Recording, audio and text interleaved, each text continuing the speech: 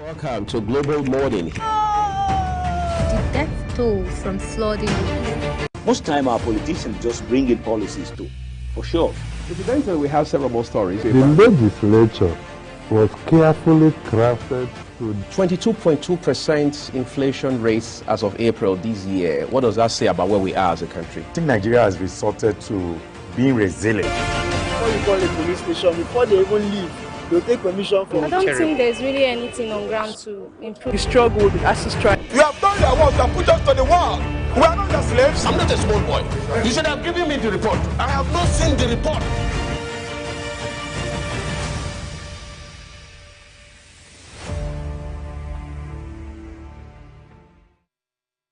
All right, good morning and welcome to Africa's finest breakfast show. It's Global Morning on Global Television, and we're so glad to be part of your lives on the 14th day of March 2024.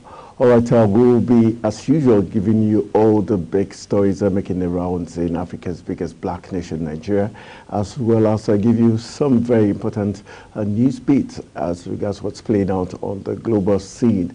And not forgetting the other segments of the breakfast show that makes your day truly amazing by giving you taste and texture as regards the best meals for either your breakfast, your lunch, or your dinner. We'll also be taking you through the papers. We'll be looking at all the top stories making the rounds in Nigeria, looking at the different national dailies. They have very interesting headlines and analysis. We'll also, on the flip side, also take you to the exciting world of sport, where all the big stories from football to basketball, boxing, and all the big stories we hit you when we take you to the sporting arena. And not forgetting, yes, the business angle of our national lives. We'll be giving you stories coming out from the business world also.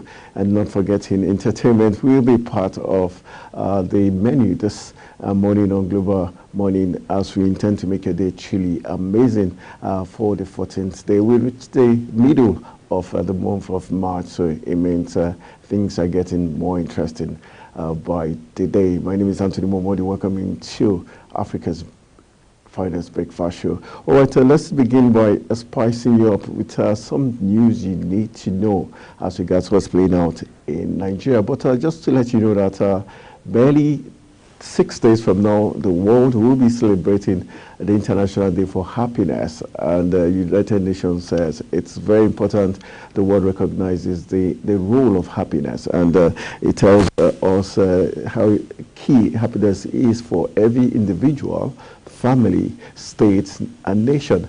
At a point, Nigeria was voted as one of the most happiest people on the planet Earth, but I guess with the harsh economic realities dawning on us right now, I don't know if we can still have that top spot. But just to, as a way of reminder, the General Assembly of the United Nations, in its resolution 66281 of 12 July 2012, they proclaim March 20th of every year as the International Day of Happiness, recognizing the relevance of happiness and well-being as a universal goal and aspirations of lives of every human being. So we're looking forward to the 20th of March already. Yesterday is the 14th, but 6 days from now, we all as a global community will be celebrating the International Day of Happiness. But already we know that we are geared, the breakfast show is geared towards making your day truly happy. All right, let's just give you some big stories making the rounds in Nigeria. And we're going to be beginning from the Labour, yes, the National Labour Congress. That's where the first bit you need to know comes from. And it's a very interesting take as regards what Labour is saying on behalf of the Nigerian people. The Nigerian Labour Congress on Wednesday expressed anger over the failure of about 90% of states' failure in paying the wage award as agreed by the federal government and the organized labor. The NLC said these as pensioners who retired from the federal civil service threatened to embark on a nationwide protest following the failure of the government to pay their wage award.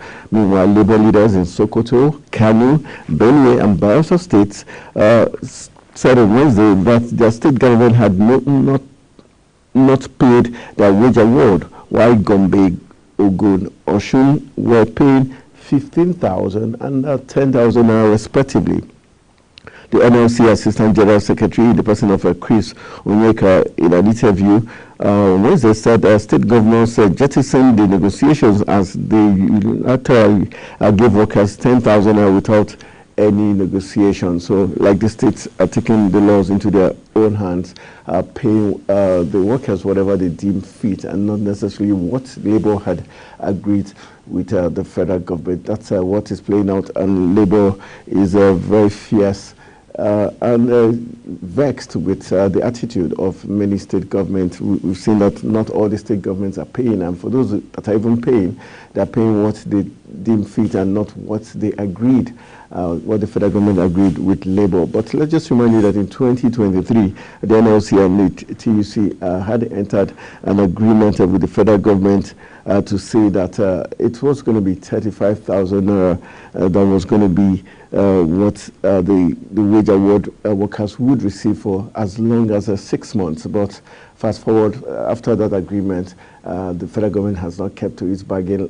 Neither has the state government also kept to their bargain. Rather, they're paying 10,000 in some states, and others are paying 15,000 naira. So we're likely to see more protests. Also, as pensioners who have retired from the federal civil service are also complaining that they're not being paid their pensions, and they're angling for a nationwide protest, which could be hijacked by some miscreants. So I think the federal government would want to do the needful to avert any form of national protest that might be hijacked, especially with the spate of insecurity across the country. And for pensioners who have given their better part of their lives serving the country, I think it's not fair enough for the federal government not to be able to pay them what they truly deserve. All right, let's move on to other talking points. We got the president is in the news this morning, talking about President Ahmed Bola Tinubu. He's in the news this morning. Let's look at what the president has said. The federal government on Wednesday, yesterday, restored the supply of electricity to the Republic of Niger following the directive of President Bola Tinubu that Nigeria's land and air borders with neighboring country be opened.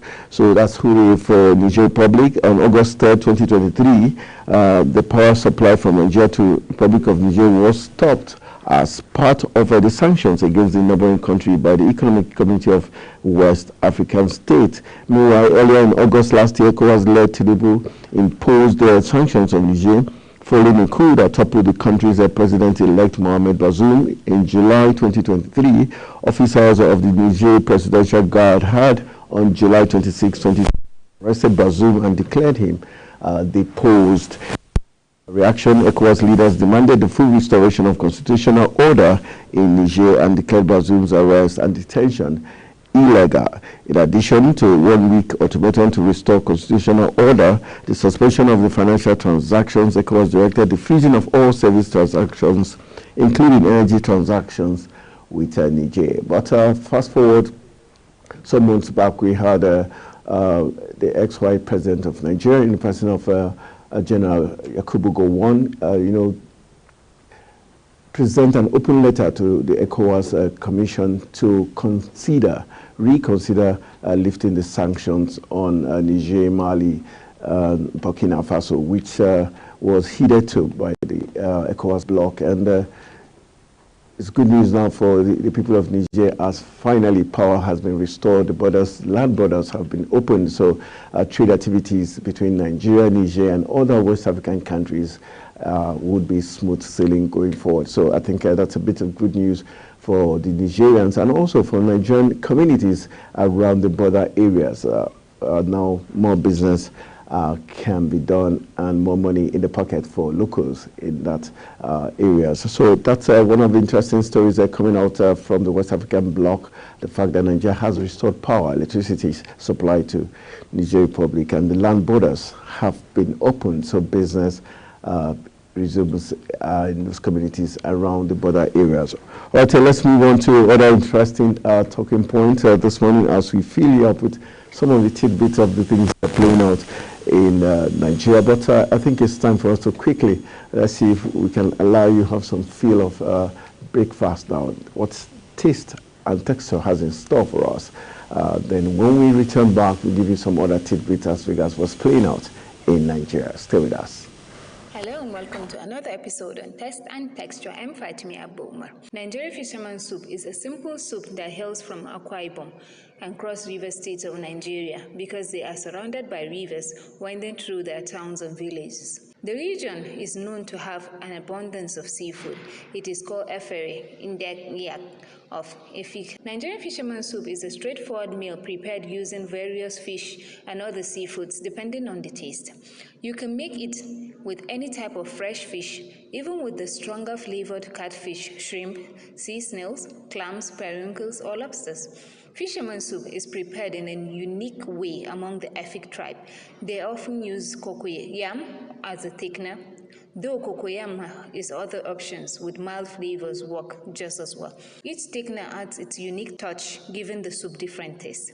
Enjoy this recipe. Ingredients: 2 kilograms of fresh fish, 1 kilogram snail, 2 cups clams, 0.2 cup of periwinkles, half kg shrimp, 6 medium cocoyams taro, 1 teaspoon uziza seeds, false cubeb, 2 yellow habanero pepper chopped, 2 stock cubes, bitter leaf sliced, uziza leaf, false cubeb slice, 2 teaspoons red oil. Now to the procedure. Place the peeled, rinsed, and chopped cocoyam in a pot. Add water and cook for 20 minutes until tender. Drain the puree in a blender until smooth. Put the snails in a pot with the stock cubes. Cover the water and cook for 20 minutes. Then add the fish, clams, sea snails, shrimp, and ground uziza, if required. Top off the water with steamer until fully cooked. Remove the fish from the saucepan and set aside. Add the cocoyam in a small chunk. Add the palm oil, yellow pepper, and bitter leaves. Season with salt to taste. Put the fish back in the pot. Stir, then cover and simmer. When the mixture becomes a slurry and is no longer soupy or stew-like, remove from heat. Serve with fufu aside. And now to the health benefits. Fish and shellfish provide omega-3 fatty acid that reduce inflammation and support immune system function. They also supply vitamin A, D, and B12, and minerals like zinc, selenium, and maintain resistant barriers with white blood cell activity. Spices like uziza seed contains antimicrobial and anti-inflammatory compounds that prevent infection. Other seasonings add antiviral and antiparasitic properties. Vegetables like okra contain antioxidants and fiber that regulate the gut microbiome's role in immunity. Prevent hyperthyroidism. Hyperthyroidism is a condition in which the thyroid gland does not produce enough hormones, and as a result, you feel tired, moody, and overweight.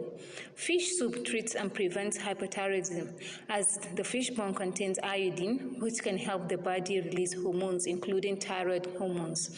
In a nutshell, fisherman soup is a delicious and nutritious dish that many people enjoy. It has many health benefits and provides essential nutrients that your body needs. The soup is made with simple, fresh ingredients that can easily be found and prepared. That's all for now. See you same time next time for another interesting episode on Taste and Texture. I remain your host, Fatimi Abba Umar.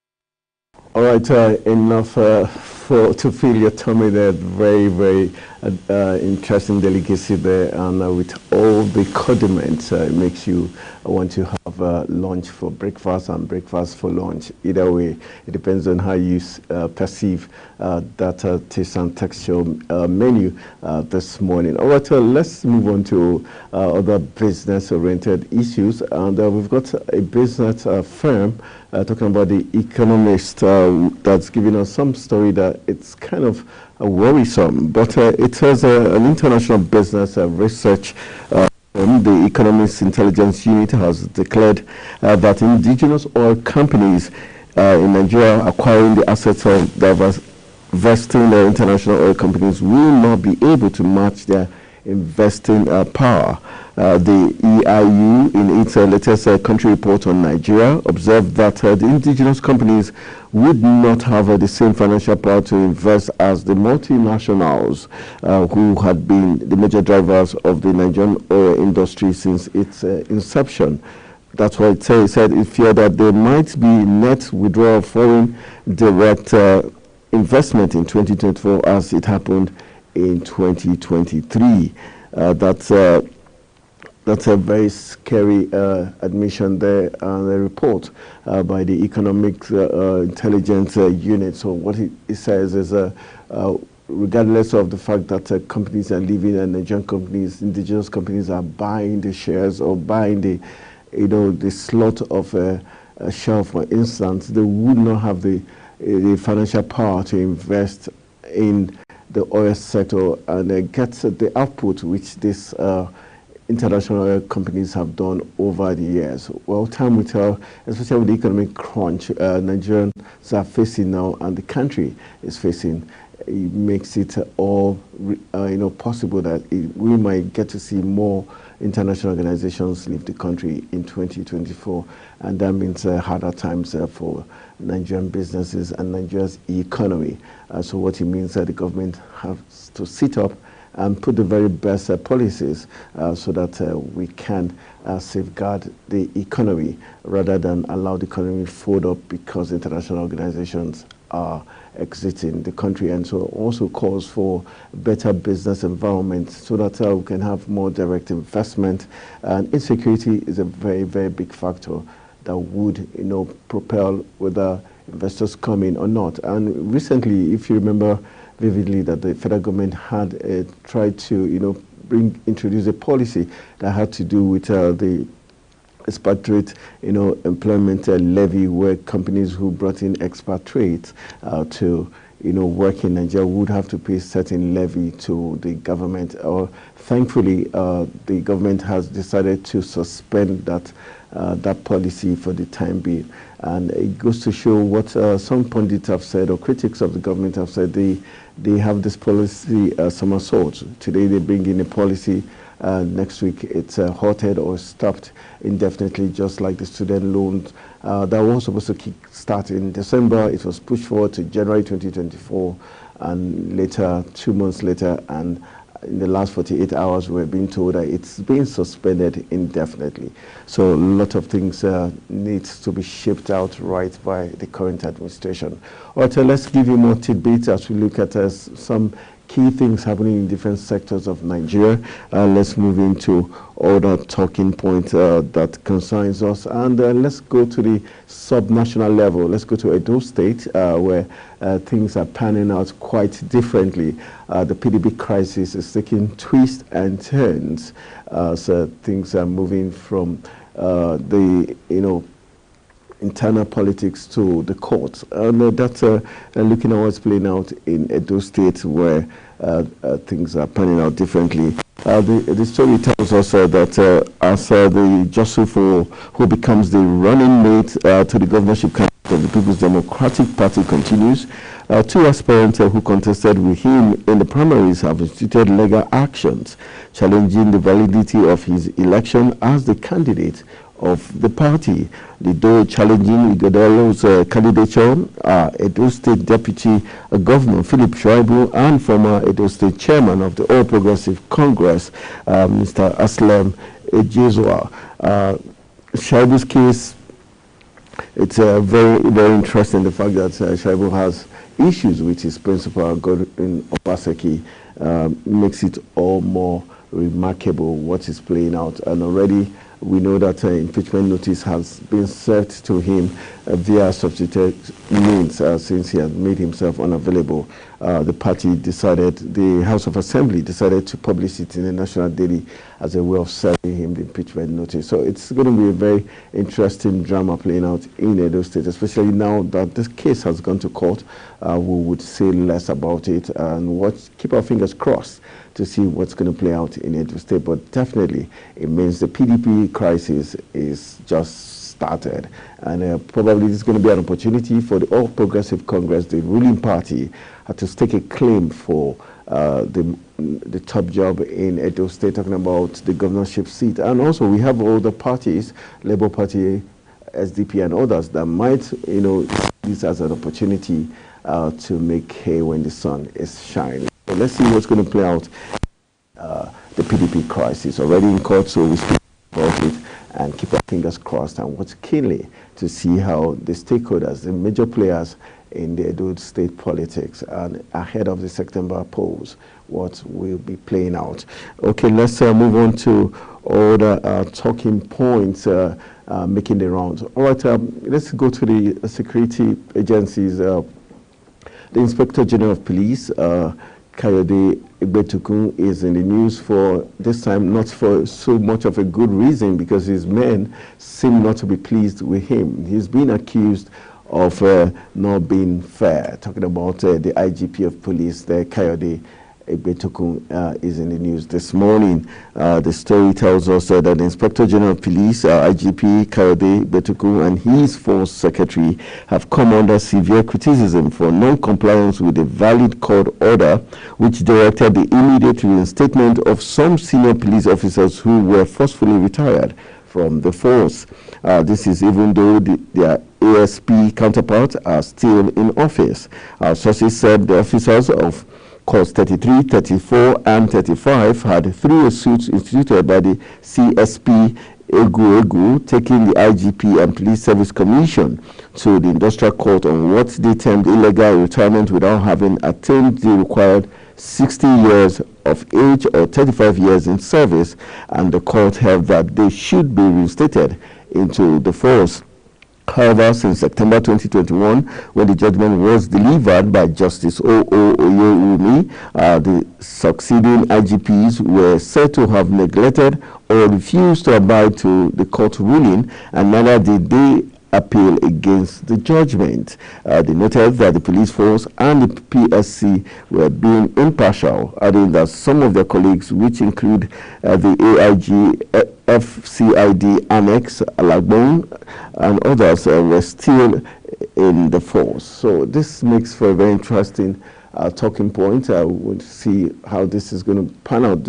Since 2021, it's very appalling to see that those who are supposed to, you know, abide by the rules, respect the rulings of the court, are those defying it. The police, the presidency, most times you see them defy the court orders, and you wonder how they are leading by example. For instance, remember when the Federal High Court in Lagos did give the federal government 7 days to implement price control for petroleum products and other items, but the federal government blankly refused, and the president even came out to say he's not going to institute any price control mechanism, which is like no, disrespecting the court of law. And here we have the Inspector General of Police, not just the present IGP, but the ones even before him. Since 2021, the court had declared that reinstate these persons because they've not reached the mandatory 60 years in service, or even 35 years of service, or 60 years of age, or 35 years in service. And the IGPs have just continued to refuse to adhere to what the court orders are saying. Very sad commentary there. Let's quickly run in and see if we can get some bit of news from the sporting arena to, you know, inspire you a little bit this morning before we head into the segment where we'll be doing the Global AM News for your delight.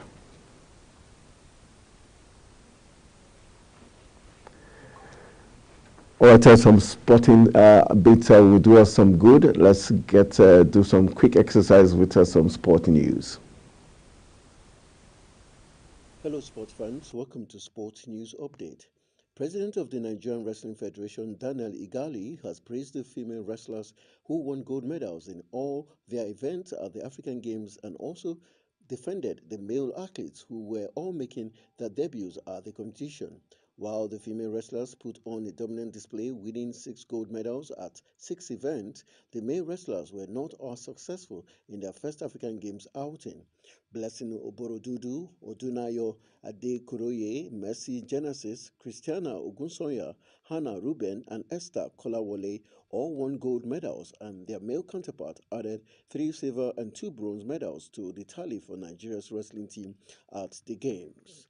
Among the females, there was also a debutant in Ogunsoya, but she showed determination in claiming the top prize.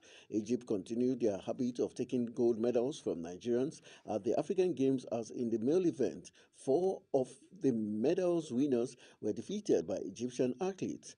Ashton Mutuwa lost 12-0 to Yusuf Hamida of Egypt in the 125 kilogram final to settle for the silver medal. Simeon Enozumini also clinched a silver medal after suffering defeat to another Egyptian, Gamal Mohammed, in the 57 kilogram final. The last silver medal was won by Stephen Izolo in the 65 kilogram event following a 10-0 loss to Murad Omar of Egypt. FIFA have published their 2023 doping report and confirmed there was a 30% increase in the total number of tests carried out per team at the Women's World Cup. Football's governing body have been ramping up their testing effort throughout youth and senior age in a bid to clamp down on doping. The latest effort over the past year have seen FIFA authorize thousands of tests and plunge huge resources into the area to identify and prevent any wrongdoing in the sport. The annual anti-doping report covers FIFA's effort in testing from January 1st to December 31st, 2023, and as stated on the official update, provide a quantitative overview of the testing procedures. It was revealed that the Women's World Cup was the main focus of the anti-doping report, where 860 in and out of competition tests were completed over the course of the tournament. Talking tennis, Saudi Arabia has reportedly tabled £782 million offer to take over professional tennis and unite the ATP and WTA tours in a take-it-or-leave-it deal that is set to expire in 90 days. It comes as the Saudi Arabian Public Investment Fund reportedly met with Lord Sebastian Coe at Saturday's Formula One Grand Prix in Jeddah, amid talks over the sponsorship deal that could fund more money into athletics. Last year, Mail Sport reported that ATP Tour chairman Andre Gaudenzi had held positive discussions with the PIF over a potential investment in tennis. According to the Telegraph, it appears the PIF are ready to take the next steps in the bid to take over tennis, with Gaudenzi revealing to Masters tournament organizers at Indian Wells on Saturday that they had made a time-sensitive offer which will expire if not accepted in the next 90 days. Sir Jim Ratcliffe has appointed corporate restructuring firm Interpath Advisory to undertake a major cost-cutting exercise at Manchester United as the club battled to comply with profit and sustainability rules.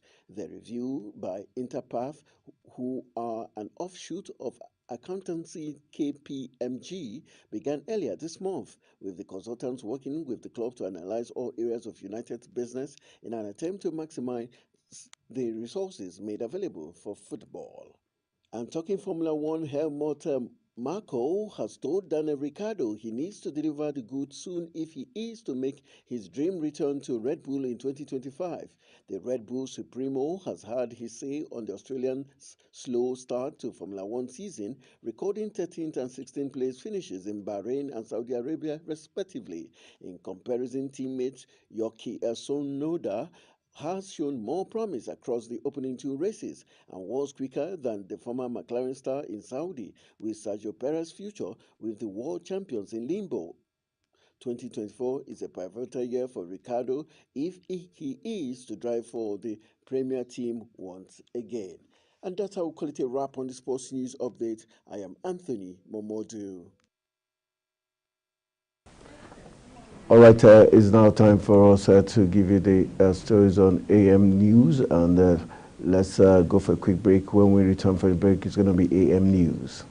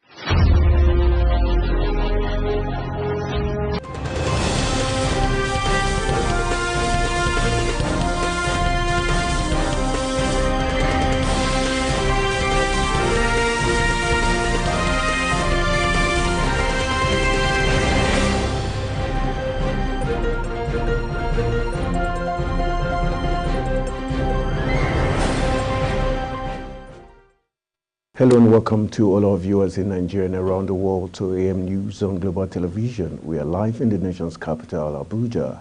I am Anthony Momodu.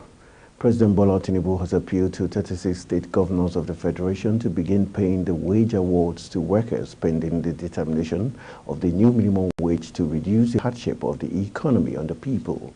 The president noted that if the state had implemented the wage awards, it would provide much needed relief without causing inflationary pressures. The president assured that the student loans and other economic measures would soon commence, as steps were being taken by the government to relieve the people of hunger. President Bola Tinubu on Tuesday submitted the 2024 budget for the Federal Capital Territory Administration to the House of Representatives for consideration and passage. The letter seeking the passage of the budget was read on the floor of the House during plenary session on Tuesday. It was, however, silent on the estimates. The proposal has been prepared on the basis of the FCTA revenue and expenditure focus and is in line with the fiscal and development policy of the federal government and the Renewed Hope agenda. After reading the letter, the Speaker, Abbas Tajuddin, who presided over plenary, directed the request be forwarded to the Committee on Appropriation for deliberation ahead of its budget passage. President Bola Tinubu has flagged off the Food Security and Agricultural Mechanization Program in Niger State, emphasizing that his administration remains committed to ensuring food sufficiency and protecting local industries for sustainable economic growth. The project, an initiative of the Niger State government, is for the deployment of cutting-edge agricultural machinery and technology for large-scale agro-value chain development in the state. Kikelomo Okere has the details. President Tinubu says the event represents another step in the food security and agricultural mechanization agenda, declaring that Nigeria must enhance its capacity to feed its people and have enough food for export, while reiterating commitment in providing a comprehensive program that will solve the food security problem. President Tinubu urged subnational government as an immediate intervention measures to implement wage award in their state to complement the effort of the federal government in easing the burden of the citizen, pending when the minimum wage is increased. And if all of you, I'm glad I'm facing Abdurrahman, have been paying the wages award pending the determination of new salary. Let all the subnationals start paying that. Let them.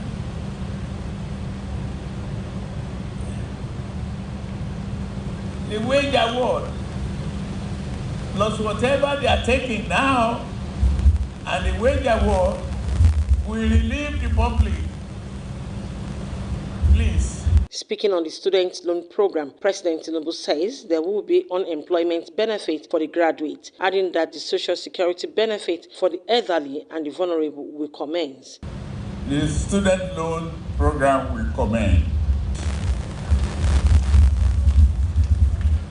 The social security program for the elderly and vulnerable will commence. We are fine-tuning all of that area.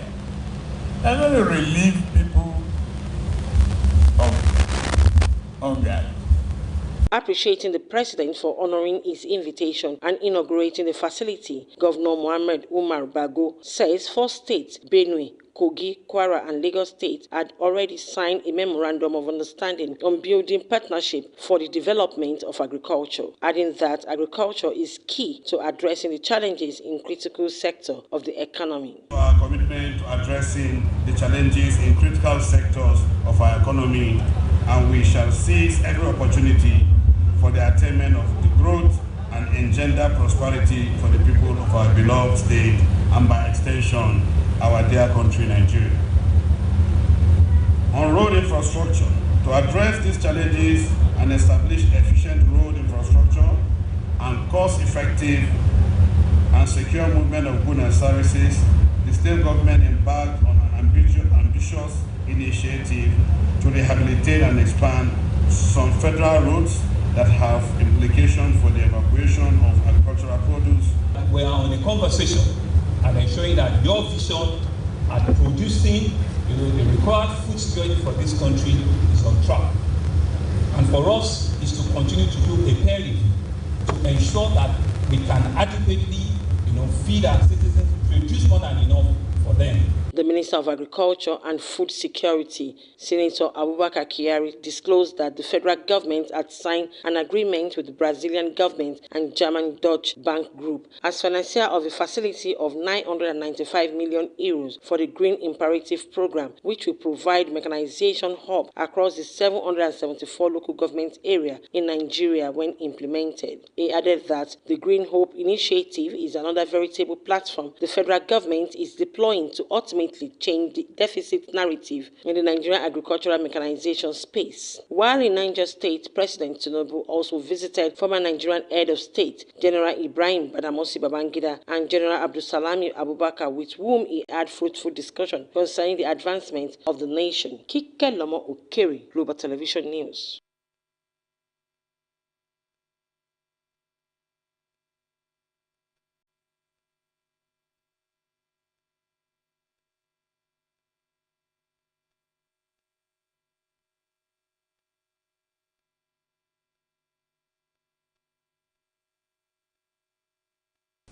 President Bola Tinubu has directed the opening of Nigeria's land and air borders with the Republic of Niger. He also directed the lifting of other sanctions against the country with immediate effect. President Tinubu has also approved the lifting of financial and economic sanctions against the Republic of Guinea. Read a statement signed by his special advisor on media and publicity during Gelale. Tinubu's directive comes just days after ECOWAS Authority of Heads of State and Government lifted economic and travel sanctions on Niger, Mali and Guinea at the Extraordinary Summit on February 24, 2024 in Abuja. ECOWAS leaders had agreed to lift economic sanctions against the Republic of Niger, Mali, Burkina Faso and Guinea. Consequently, the president has directed that the following sanctions imposed on the Republic of Niger be lifted immediately. The alleged budget pardon by the Senate and its supposed implementation by President Bola Tinubu administration seem to be causing a huge division in the nation's upper legislative chamber. Senator Abdul Ningi, who represents Bauchi Central, told reporters in an interview he granted in Hausa language with a foreign media prompted the argument of whether the government is implementing the 28.7 trillion naira budget as passed or 25 trillion naira as reported. Ningi, however, maintained that he did not say that the President Bola Tinubu's administration was operating two budgets. Queen Agaba has the details. The budget, which Onanuga seems to have dwelt on, I say we have established beyond reasonable doubt about 25 trillion so far has nexus in the budget. That means there is money, and then there is project, and then there is location. Money, project, location. But we are yet to ascertain 3 trillion of that budget. We have established the 3 trillion in the budget. We have not established its location. Not long after Senator Ningi left the podium, his Ondo State counterpart, Jimoh Ibrahim, mounted and called on the federal government and police to charge Ningi with misinformation. He insisted that the claims by the Bauchi Central Senator were worrisome, totally untrue, divisive, and amounts to criminal misinformation. Approve only one Appropriation Act for 2024 and we never approved two. The presidency of Nigeria cannot operate two budgets. They can only operate within the existence of the Appropriation Act of 2024. My distinguished brother, Senator Ningi, made this false information and is unacceptable, is causing uncomfortable pains to our integrity. The presidency had on Sunday described as false a claim by Senator Ningi that the federal government is operating two versions of the 2024 budget.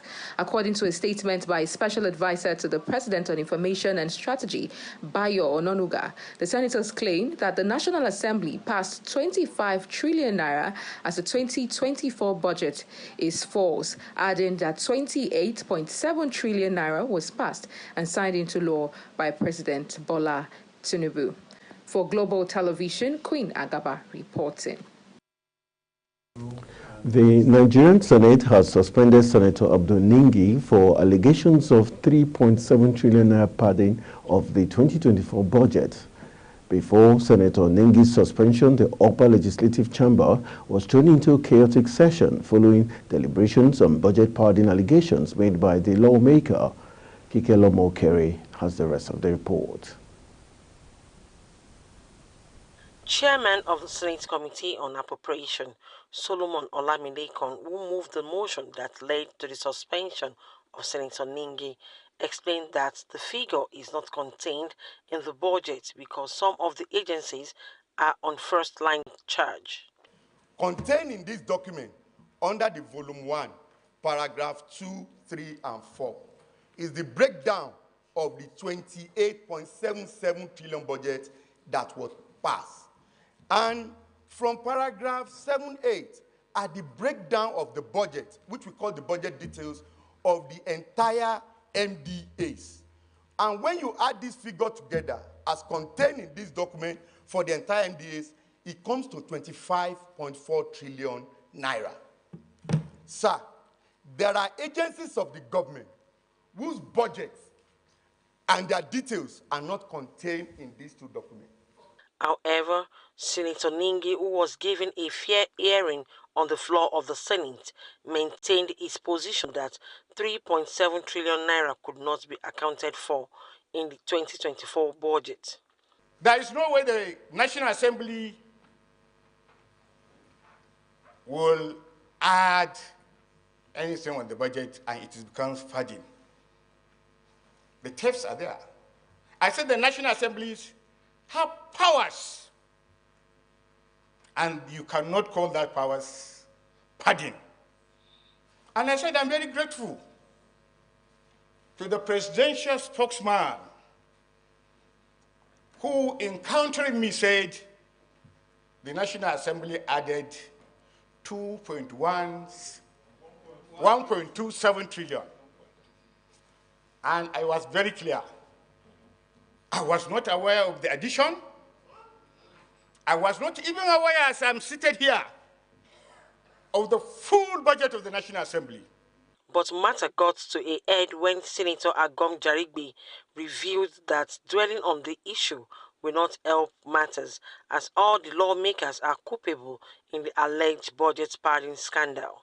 He further revealed that while some lawmakers received 500 million naira, others got as much as 100 billion naira from the budget. Jarigbe's claim, however, did not go down well with the colleagues, as his declaration threw the session into rowdy one for nearly 30 minutes. If we want to go into those issues, all of us are culpable. Some senators here, so-called senior senators, got 500 million each. I am a ranking senator, I didn't get. Did I go to the press? Most of you got. Meanwhile, the Senate leader, Opeyemi Bamidele, accused Senator Ningi of ulterior motive of plotting a coup against Akpabio's Senate presidency. The Senate leader claimed that Bauchi lawmakers' action was a fallout of the June 13, 2023 election of the Senate leadership, which produced Akpabio as the Senate president. It is about Akpabio. It is about the South. You can now understand why Senator Ningi, we want to use the name of Northern Senators Forum, even when most of them did not agree to this. Ben in this chair, we want to do everything possible before the 13th of June to remove you. A member of the Appropriation Committee in the Senate, Jimoh Ibrahim, first moved the motion for Ningi's suspension for 12 months over allegation of criminal misinformation and breach of peace in the National Assembly and the country by extension. Suspend Senator Abdul Ningi for an initial period of 12 months. 12 months, yes, including his entitlement and privilege as Senator of the Federal Republic of Nigeria of the 10th Senate, and made him to stay away from the National Assembly for the suspended period. 2, the Senate should send a warning letter to Senator Suleiman Abdulrahman Kau, and this should be warned to stop posting, inciting informations that are not right. However, other lawmakers like Asuko Ekpeyon moved the amendment of the motion by Ibrahim. Ekpeyon prayed for the reduction of the suspension. I would like to amend the prayer as moved by Senator Jimoh Ibrahim. I amend that the suspension period be reduced to 6 months. I so move. After deliberation under the leadership of the President of the Senate, Godswill Akpabio, the Senate resolved to suspend Senator Ningi for 3 months from all activities of Parliament, while Senator Kau got off with a warning. The Senate hereby places distinguished Senator Abdul Ningi on suspension in respect of his vituperations, falsehood, and unverified report in the BBC interview, including other media houses, and is therefore suspended for a period of 3 months from partaking in events in the Senate or being found in the precincts of the National Assembly for the next 3 months. Shortly after his suspension, Senator Abdul Ningi resigned his position as the chairman of Northern Senators Forum. Kike Lomo Okeri, Global Television News. The Nigerian Senate has inaugurated an ad hoc committee to probe the administration of former President Muhammadu Buhari over the 30 trillion naira Ways and Means advances from the Central Bank of Nigeria, which was approved by the 9th National Assembly. The National Assembly says the probing ways and means through which the current economic hardship came to be is imperative so as to ascertain why citizens have been plunged into crippling deprivation. Kikelomo Okeri has the details. Inaugurating the committee in Abuja, President of the Senate, Godswill Akpabio, noted that unraveling the mystery behind the advances remained key in understanding the country's present predicament. Start with the investigation of the ways and means of about 30 trillion, including the expenses or otherwise, utilization, success or failures of the Anchor Borrowers Program. To the members of this esteemed committee, I implore you to approach your responsibilities with the utmost sense of patriotism, professionalism, and integrity. Your scrutiny or investigation demands impartiality and fairness. According to Akpabio, the successes of the investigative panel hinges on collaboration, cooperation, and steadfast commitment for the benefit of Nigerians. It charged the committee to leave no stone unturned in pursuit of truth about 30 trillion naira ways and means loan advances. Aside personal and partisan interests, focusing solely on the task at hand. By working harmoniously with the executive and all interest groups, we can ensure that the ways and means, so-called, and utilized in the country, even the one in the past, and if it should ever occur again, are managed prudently, efficiently, and in accordance with the laws of the nation. Responding, Chairman of the 17-member committee, Senator Issa Jibril, assured that the probe will be carried out with precision to a logical conclusion. Your Excellency, the implication of this is that Nigerians are waiting for the result of this investigation. I want to assure you that we are going to carry out this assignment expeditiously, but without any form of compromise. We are going to carry out this assignment expeditiously without any form of compromise. That I am assuring you. The ad hoc committee has 6 weeks to investigate 30 trillion naira ways and means advances and 10 trillion naira expended on the Anchor Borrowers Program among the intervention programs. Kike Lomo Okeri, Global Television News. The House of Representatives called on the Office of the National Security Advisor to coordinate intelligence and security operations in the country, particularly in Kaduna State, following last week's abduction of over 200 students in the Chikon local government area of the state by suspected bandits. The lawmakers also expressed worry that in spite of the 3.25 trillion naira security and defense spending approved by the National Assembly, the security situation in the country was far from the expectations of Nigerians. This was just as the lawmakers in the Green Chamber called for the control of small and light weapons amid worsening security in some parts of the country.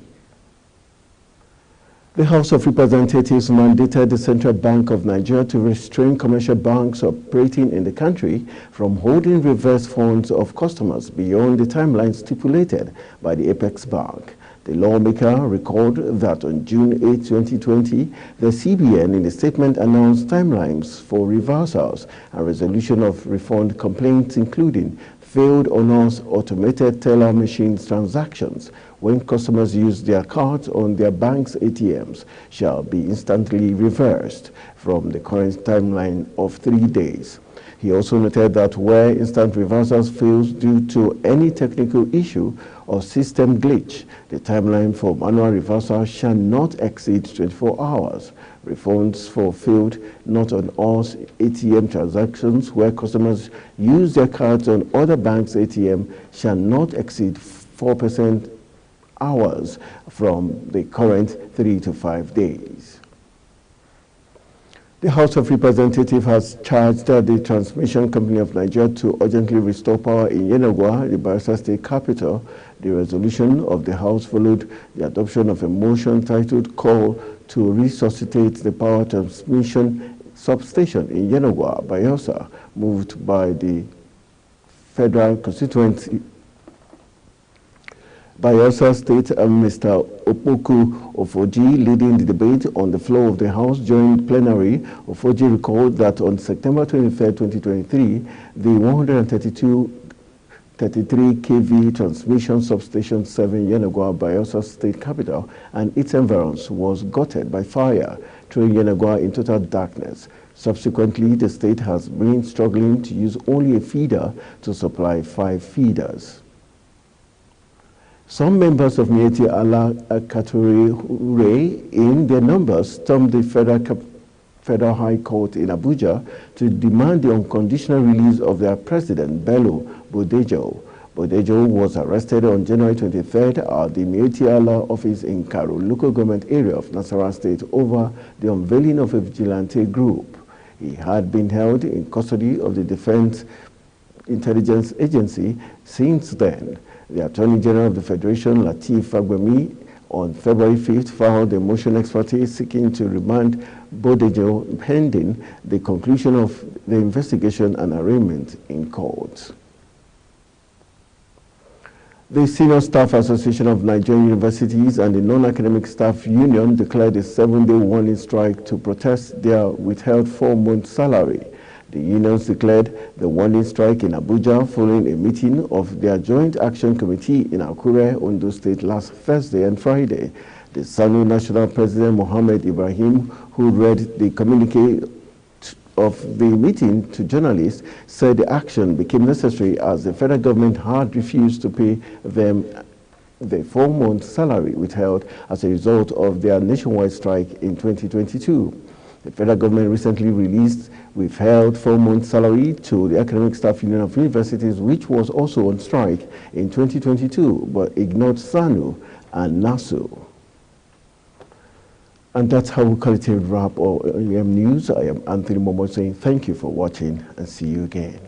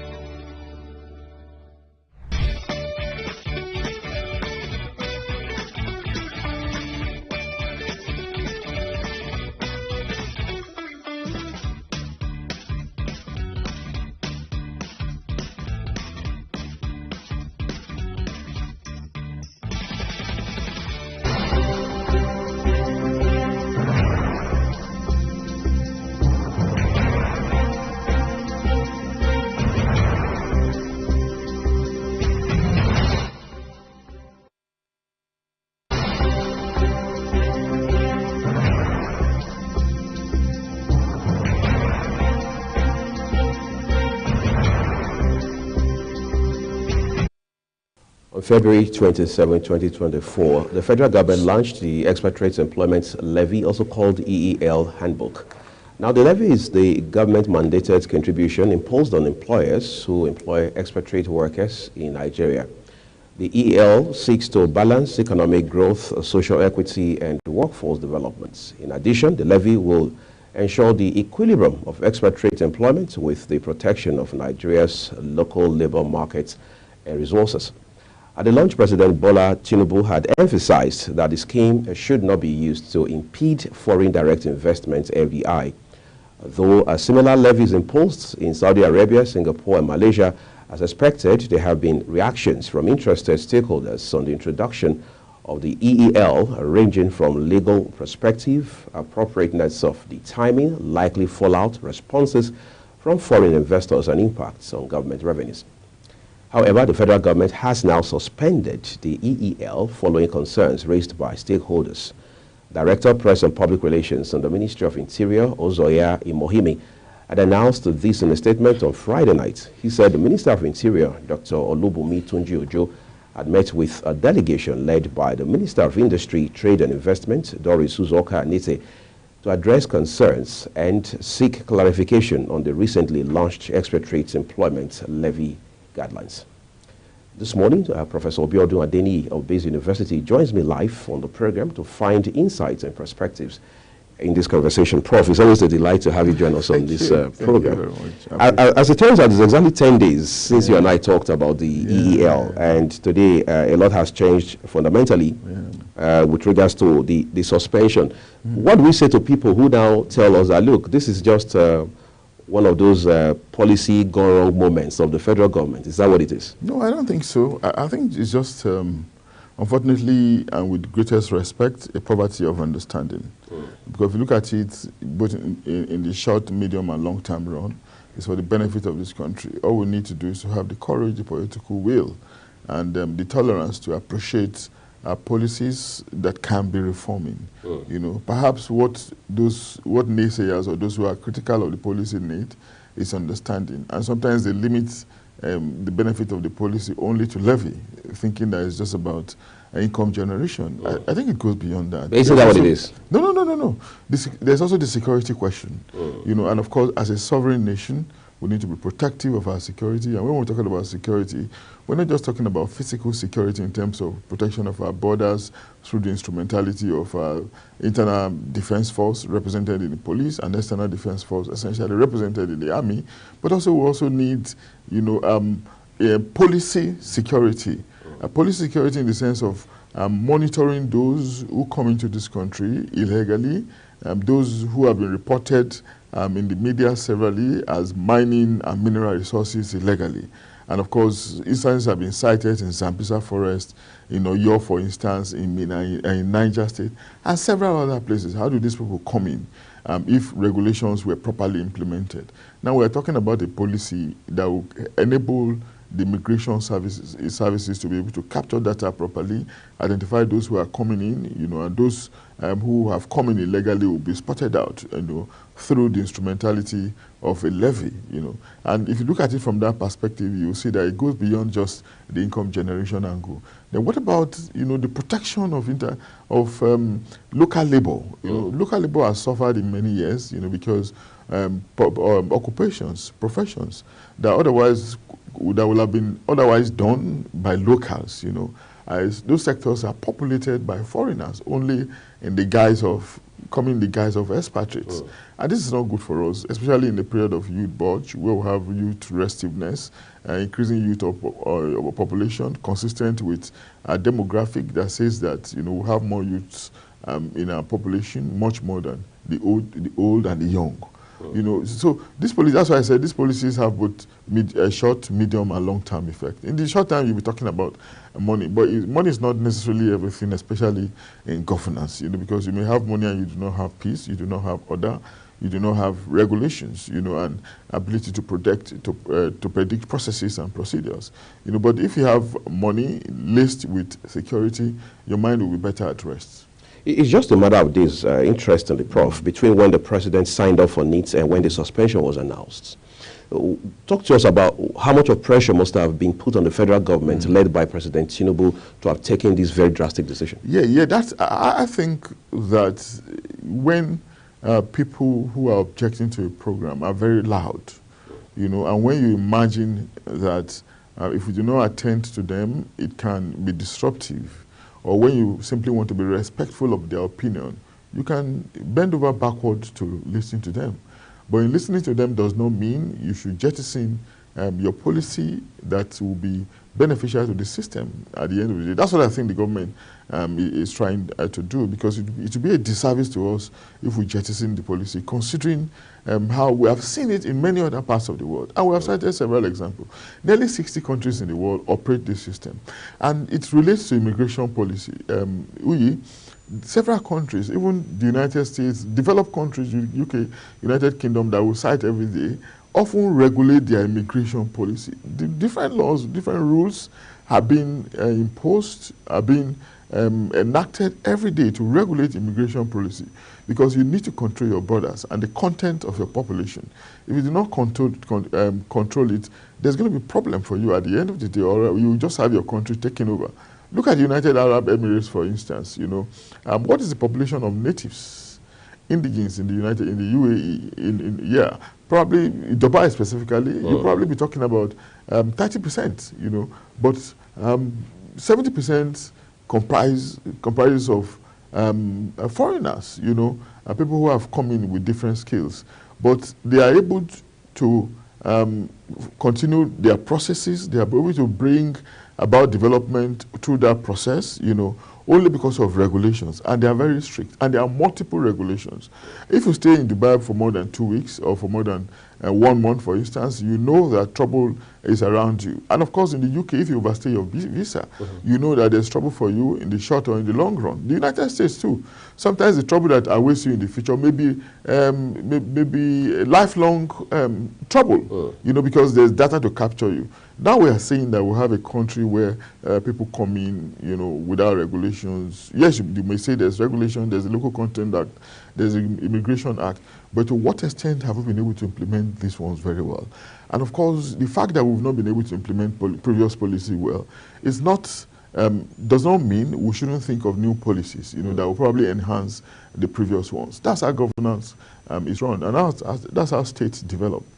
Incidentally, the Nigerian Association of Chambers of Commerce, Industry, Mines and Agriculture, that is NASIMA, seems to be particularly excited about this announcement of suspension. You want to walk us through the reason behind it? No, I've seen so many of their arguments, but I've not been convinced enough as a person, really. I've not seen any of their arguments that is strong enough, to counter the motive, the philosophy behind this government policy on expatriate employment levy. And what is it saying? It's simply saying that beyond the CPAC that you pay, which is $2,000, pay more, pay another levy, to be able to stay in this country and work. And what it's saying is that, what you are paying is a way of government benefiting from your offshore earnings. But now the government only tax your allowance, through the personal income tax, which can even be evaded in the first instance because most expatriates move from state to state. And personal income tax goes to only state governments, The federal government gets nothing. But government is moving, to tax your offshore earnings, because expatriates are mainly paid in foreign currency, and the money goes straight into their foreign accounts, not locally. And government gets nothing, whereas the resources, the job is done here, and government gets nothing. So that's what the government is simply saying, and there's nothing illegitimate about this, because we've seen it happening, like I've said several times, in other parts of the world. I want to believe that if these bodies that are objecting to the policy come to proper understanding, they will key into it. What I also believe that some of them are just concerned about is that they were not informed prior, which is not a precondition for government regulation anyway. Prior information is not a precondition, But again, government might just want to be respectful and take them in, give them an understanding so that there can be progress on this policy.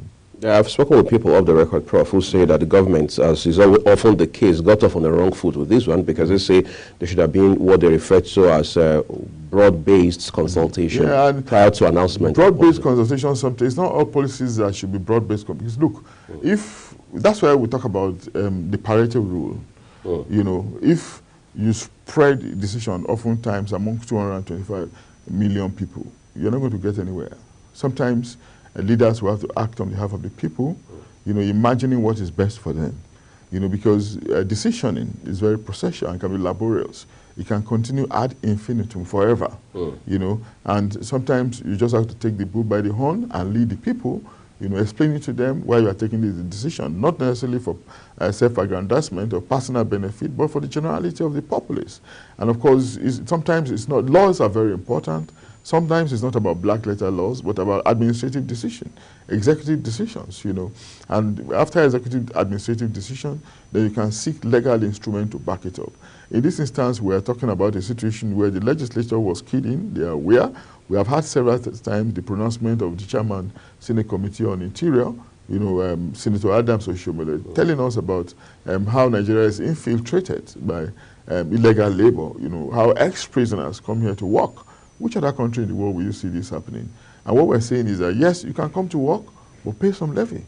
You know, so that you, if you're obligated some more, then you think twice before you come to work. And of course, if you think that you still need to work after paying the levy, and you need to bring in people that will help you, you know, then you can look inwards, you know.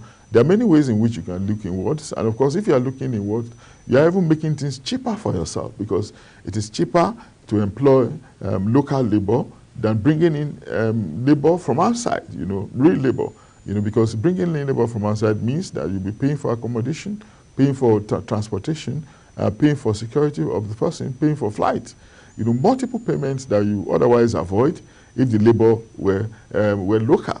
You know, so I think it's just simple and straightforward, but we just need to be painstaking, you know, and understand with government. What we are doing in our own situation most of the time is that we doubt government, you know, maybe because of long years of deficit in trust between government and the governed, such that when government comes up with any policy, we just greet it, you know, with cynicism, you know, and we become curious and say, these people have come again, and government is forced to back down in a situation where they should actually go on.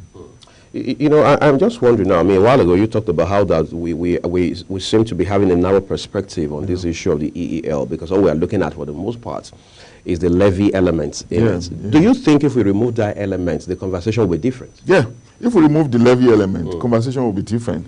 If you look at it from the angle of bolstering our security, right, you know, so that we will not have too many illegal migrant workers in this country, which, and you know, when you have illegal migrant workers in the country, there's no data capturing them, they are not accountable, they are not transparent, you know, they make their resources and export it, there's heavy repatriation, putting pressure on forex, you know, and they can also constitute security risk. In a situation where you don't have data on a particular person, it can be a danger to you, especially in this age of terrorism, you know, and collaboration with international terror networks. You know, no country wants that to happen. Then secondly, still beyond the levy, is the question of encouraging the use of local labor, you know. If we have many of the jobs taken over by so-called expatriates, by local workers, of course, we'll have gone a step further, reducing the number of unemployed in this country. Imagine the population of those working in the hospitality industry, in the supermarket industry, in the construction industry, in the oil and gas sector. Many of them so-called expatriates. You know, are you saying that we cannot tap local resources to do many of all these jobs? Sometimes we hear questions about trust. You know, Nigerian workers cannot be trusted. You know, they can form union. Come on, you know, these things are manageable. Why are they not manifesting in the banking sector, you know, that is 95% populated by Nigerians, you know? Why are we having efficiency in that area that is almost 95% local content? So it's just about management and focus. And some of these arguments you just find are not very plausible. But some people say, well, construction, like you mentioned, for example, is particularly technical. So you're not going to essentially compare that with banking. Maybe that's a discussion we want to have another day. But for now, the federal government says it's suspension, so it's not something that has been, gotten rid of altogether. But how much of truth we find in that? Because most times when you find this announcement of a particular initiative be suspended, and it just dies a natural death. No, I don't think so, because here we're talking about a policy that has been discussed for 4 or 5 years. It didn't start with the Tinubu administration. It's been in the cards for 5 years, and it's been going through interagency collaboration, Ministry of Finance, Ministry of Trade and Industry, or Trade and Commerce, as the case could be, Infrastructure Concession Regulatory Commission, Ministry of Interior, Nigerian Immigration Services. Over many years, and it has gone through a lot of meal. Now you are seeing it coming into fruition. This is a public-private partnership that will be administered at no cost to the government, but government will benefit. At no cost to government, mark that word, but government will benefit through the provision of technical services by the private sector. And I do not see anything wrong with this, because we have had many instances in the past where we have collaboration with foreign partners, even in the manning of very sensitive sectors in this economy. Do not forget that even our Asoro was built by foreigners, and to a very great extent, foreigners still manage the place in terms of the structure and the maintenance, so in an age of globalization, when we are seeing synergy in processes, synergy in activities, you have less concern for expertise, for the location or the origin of expertise, especially when you have done your due process, And if we have seen it at different levels, what's the problem with us replicating it at this important level? The President Tinubu government has been very strong in terms of attracting foreign direct investment. He has never hidden that, even before he came into office. One of the strands of the argument by NASIMA is that upon implementation, the EEL will impede progress on that front. Is that your sentiment? No, how can it impede progress? You want to do your business where you're sure you're going to get a return on investment, when you are sure there are regulations, when you are sure you're not going to be competing with quacks. Some of these expatriates that are talking, or some of these people that NASIMA is talking for, are people who are not happy that their fields are being infiltrated by quacks who are preventing business for them. Quacks from abroad, from other countries, brought in as prisoners, brought in as manual unskilled laborers, brought in as skilled expatriate laborers. And they are competing with experts who otherwise know the job and who otherwise should certified with competence. Certified, So there are so many contradictions that we need to address our minds to. And so now we're saying that let's have a better regulation or more regulation that will limit, that will provide order and organization, systemization into the process, rather than having unbridled inflow, uncontrolled, haphazard system and arrangement, meant for every Tom, Dick and Harry, disguised as expatriates. On the final note, Prof, while this suspension lasts, what is Nigeria losing? We're losing time and we're losing resources, just because we probably don't have courage, or maybe we're being pretentious, or we simply want to be heard, or we just think that everything in government is negative. And of course, we have this country to build. Right. I think that's a fine place to leave it. Thank you, Professor Deni, for coming to join us this morning. My pleasure. And that's what we're leaving it, but we will continue to follow the conversation around the EEL for you. I'm Uyag Mofugwe. Anthony Mamodu will bring you the rest of the program.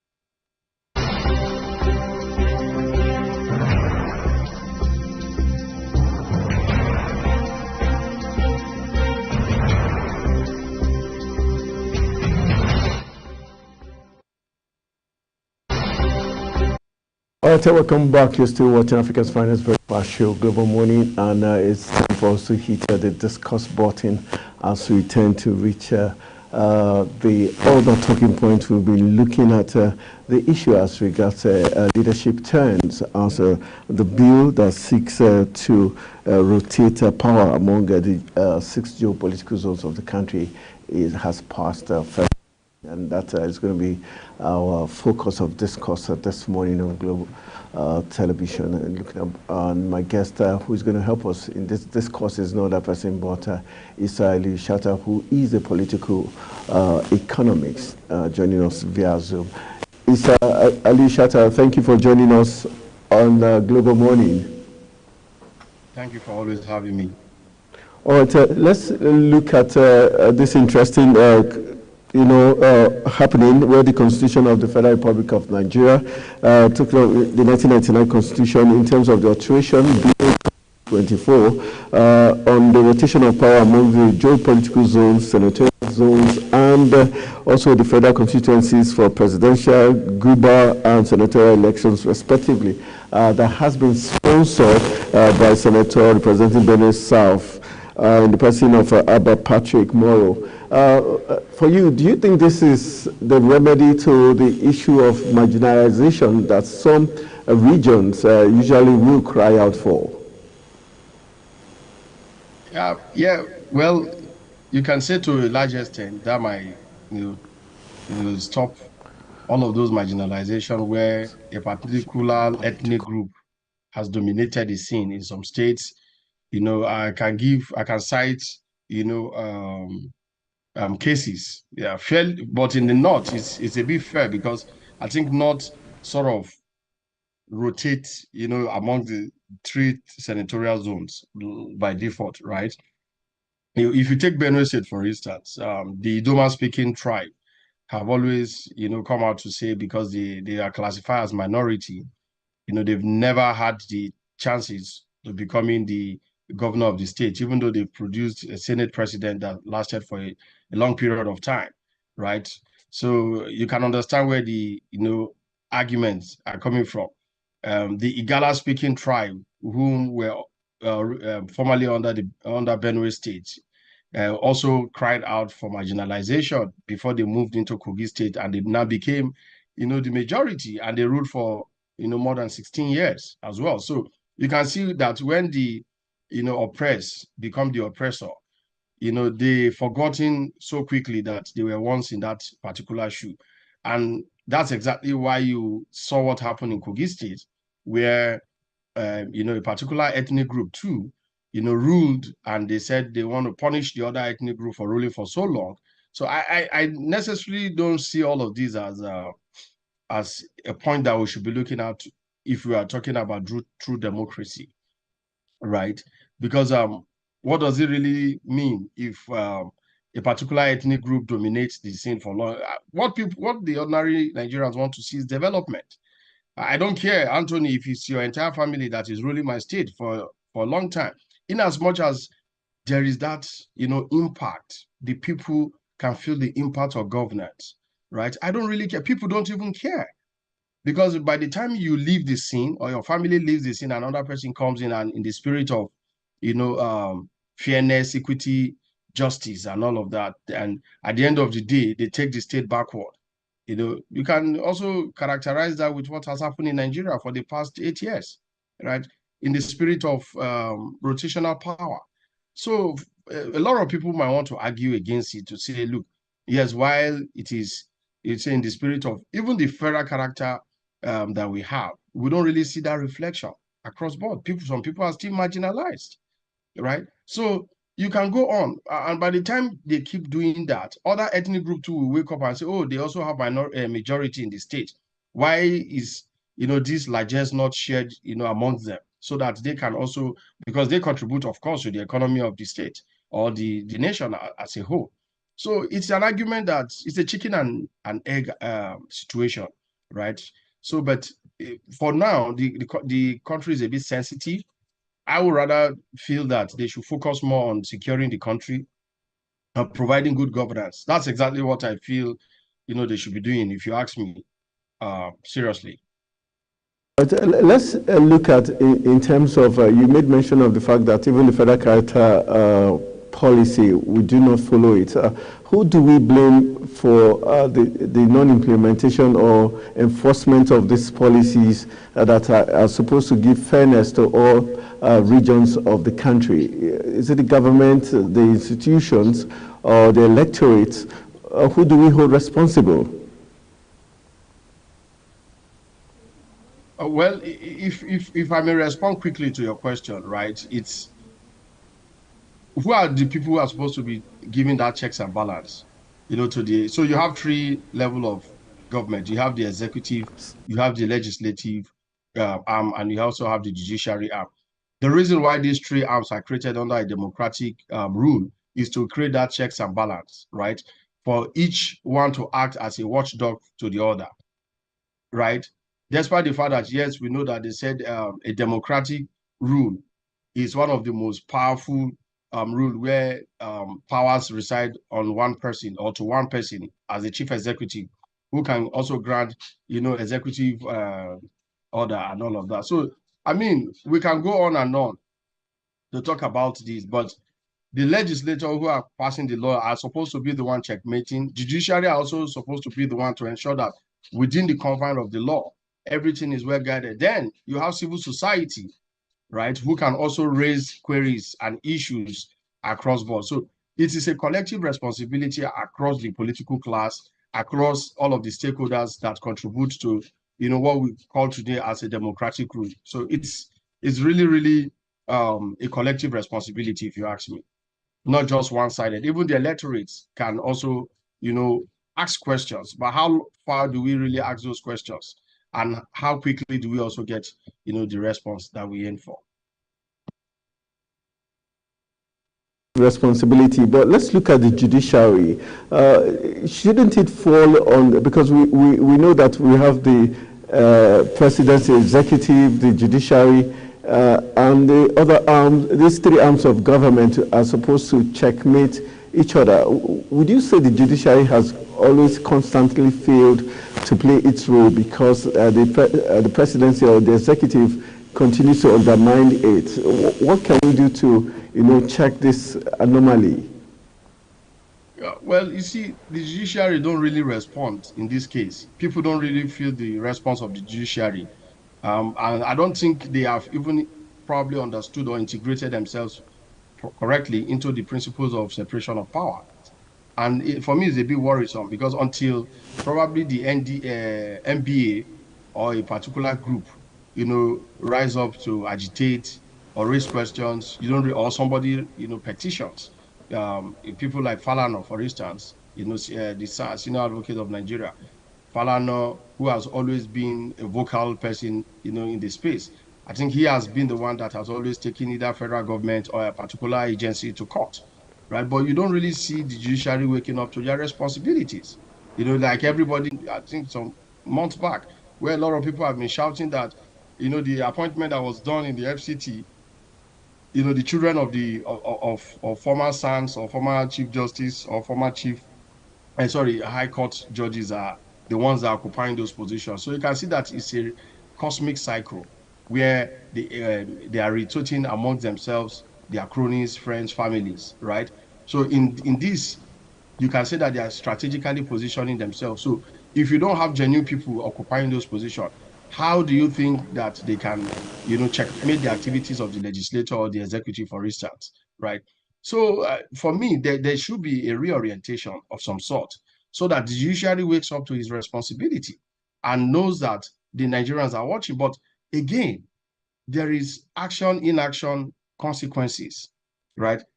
What is the consequence? If you know that there is consequences, or there are consequences rather, when you are unable to perform your responsibility, people will sit up. Anthony, we've always said this thing on air to say, okay, look at the situation in Kaduna State where bandits go into a community, pack school children and take them away. Over 200. I mean, these guys are not animals, they are not cattle.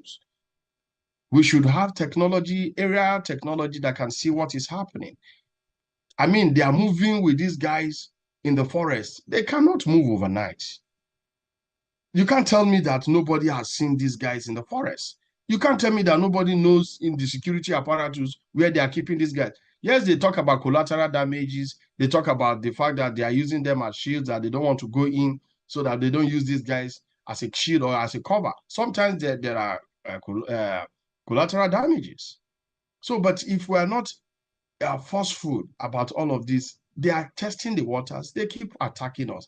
So if there's no consequences where you say, okay, who is the commissioner of police in that state? The commissioner of police has been arrested for not living up to his responsibilities, civic responsibilities. You don't need to wait for a governor or a president to come and begin to summon service chiefs and begin to summon an emergency meeting on security. In other climes, right, you see security agencies living up to their expectation. You are not supposed to be called for crying out loud to carry out your civic responsibility. There's a reason why you were there, right, as the commissioner of the state. So the same thing reflects to the principle of separation of power, what we are talking about today. If the legislator failed in responsibility, there is room for recall. The constituency or the constituent, are they really aware that they can recall any member who they feel is not serving the interest or the interest of the constituency or constituencies under them? So we need to go back to that, electoral college systems, all of those, systems where democratic principles are well infused into the entire democratic models. So there should be that awareness, there should be that, conscientization or reorientation for citizens to know their primary responsibility towards their leaders. They should also have that, call to always call their leaders to orders. So we don't have that happening. I mean, you can see that even amongst the legislator, when a legislator stood up to, identify one of the anomalies that has happened, you can see what happened at the end of the day. And everybody kept quiet, nobody's saying anything. And this continues. But one thing that these guys don't really understand is Nigerians are watching them. I always said people like, look, whether it doesn't matter the party that you belong to. As long as they go into that building called National Assembly, all of them, act on the same parameter. Gone are the days when we also have checks and balance within, that hallowed chambers. What you have today is yes sir or yes ma'am legislators. They might bet to disagree, but from the body language or from what they are characterizing, it is exactly what Nigerians are seeing. Nigerians are just seeing a reflection of a rubber stamp legislator, and it's really sad and unfortunate. One of the pros of this rotation of power, which means that each region has the right to 2 terms of 4 years each. Do you think this is enough to satisfy the yearnings of the 6 political zones? And do you see this being altered somewhere along the line? Well, it can douse tension.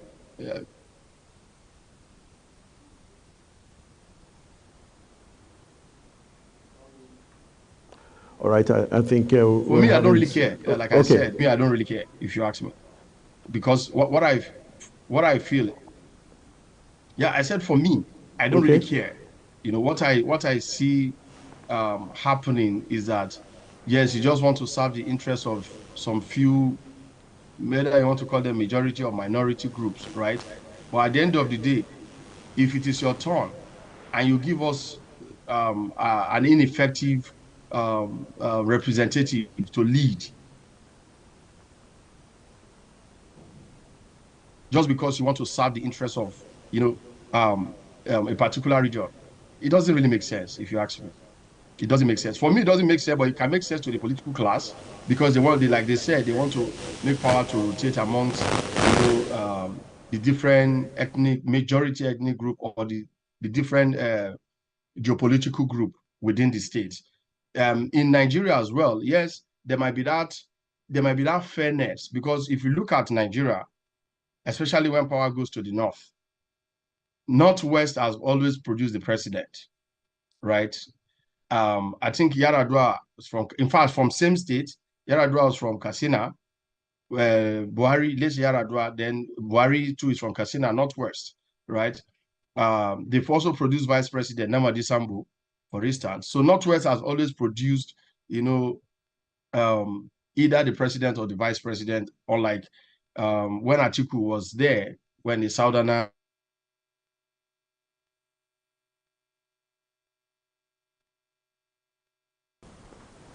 Okay, I think we're having some network issues there, looking at the bill on power rotation in the country, which has passed first reading and gives opportunity for the 6 geopolitical zones of the country to produce the president, and also on the sub-national level for the governorship, senatorial, and all other state aspects of governance. And we're looking at how the pros and cons of it, talking about merit and the merit of this particular bill. If it scales the third reading, for now it has scaled just the first reading, and we're looking ahead to see how this would serve the interests of the Nigerian populace, especially for those ethnic groups that feel they've been marginalized, and how this bill, if it scales the final model, if it will be of advantage to the country. All right, Issa, welcome back.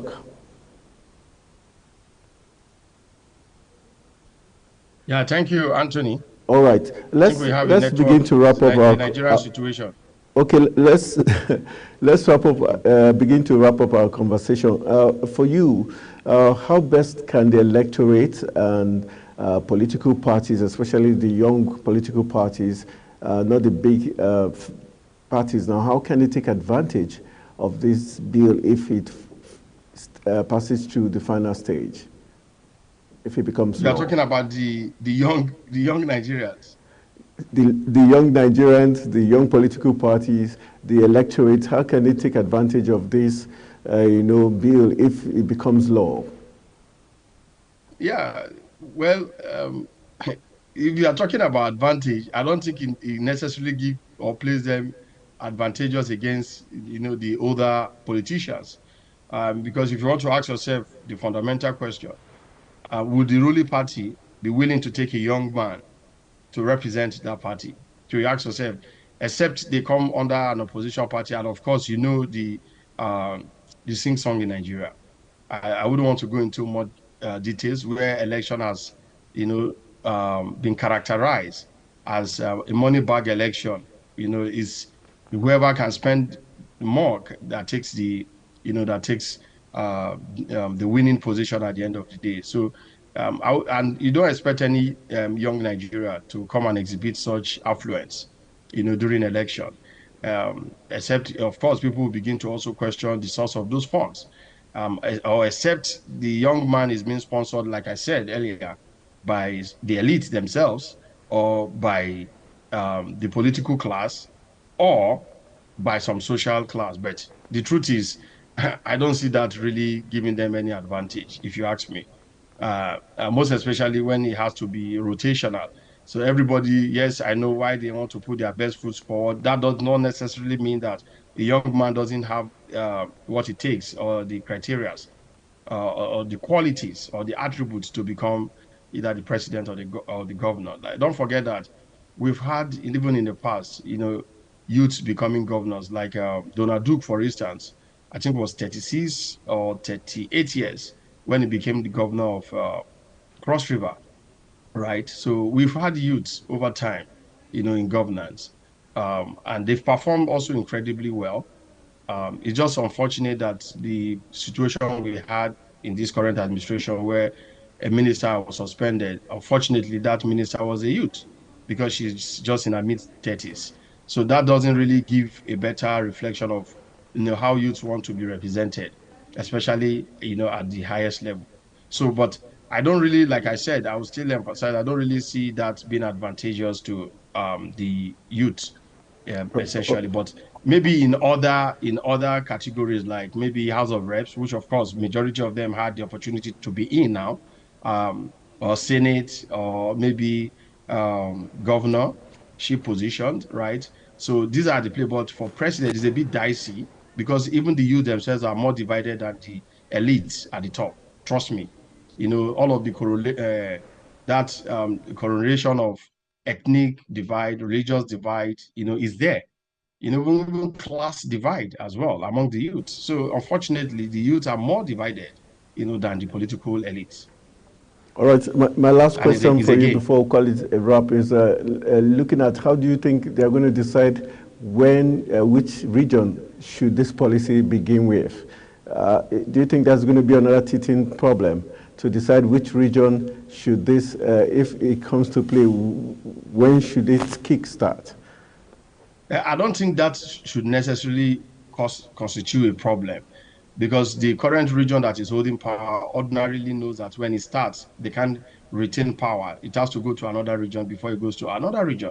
But if they want to be controversial about it, or they want to be mischievous about it, they can say, look, this is, we are starting on a new slate, so whatever has happened in the past or whatever we are doing now will be counted among what we have done in the past. So we started on a new slate, and let us do it rotational in such a way that probably let's start alphabetically, or let us start. They will just bring in a controversial statement. That's if they really want to spoil, you know, the arrangement. But if they are sincere, I think by default, the current region occupying power will not be in the mix of conversation around who holds power next. They already know who will get the baton. And of course, it's definitely going to go to the last region or the next region. Are we talking about the southeast? Yeah, so, you know, yeah. So it depends. Like I said, if you are talking about the southeast, how about North Central? So the North Central too might say, okay, you know what, Southwest. So I don't know how they want to go about it to say, okay, it's still going to be divided among the two regions. But if it is coming to this region, the region that I held it before will not be eligible to participate. So I will give you an example. Say we have North and South divided. Now we have Southwest occupying the position. So they will say, okay, after the Southwest occupies the position, so and that again will create a very longer period for a Southwesterner to be.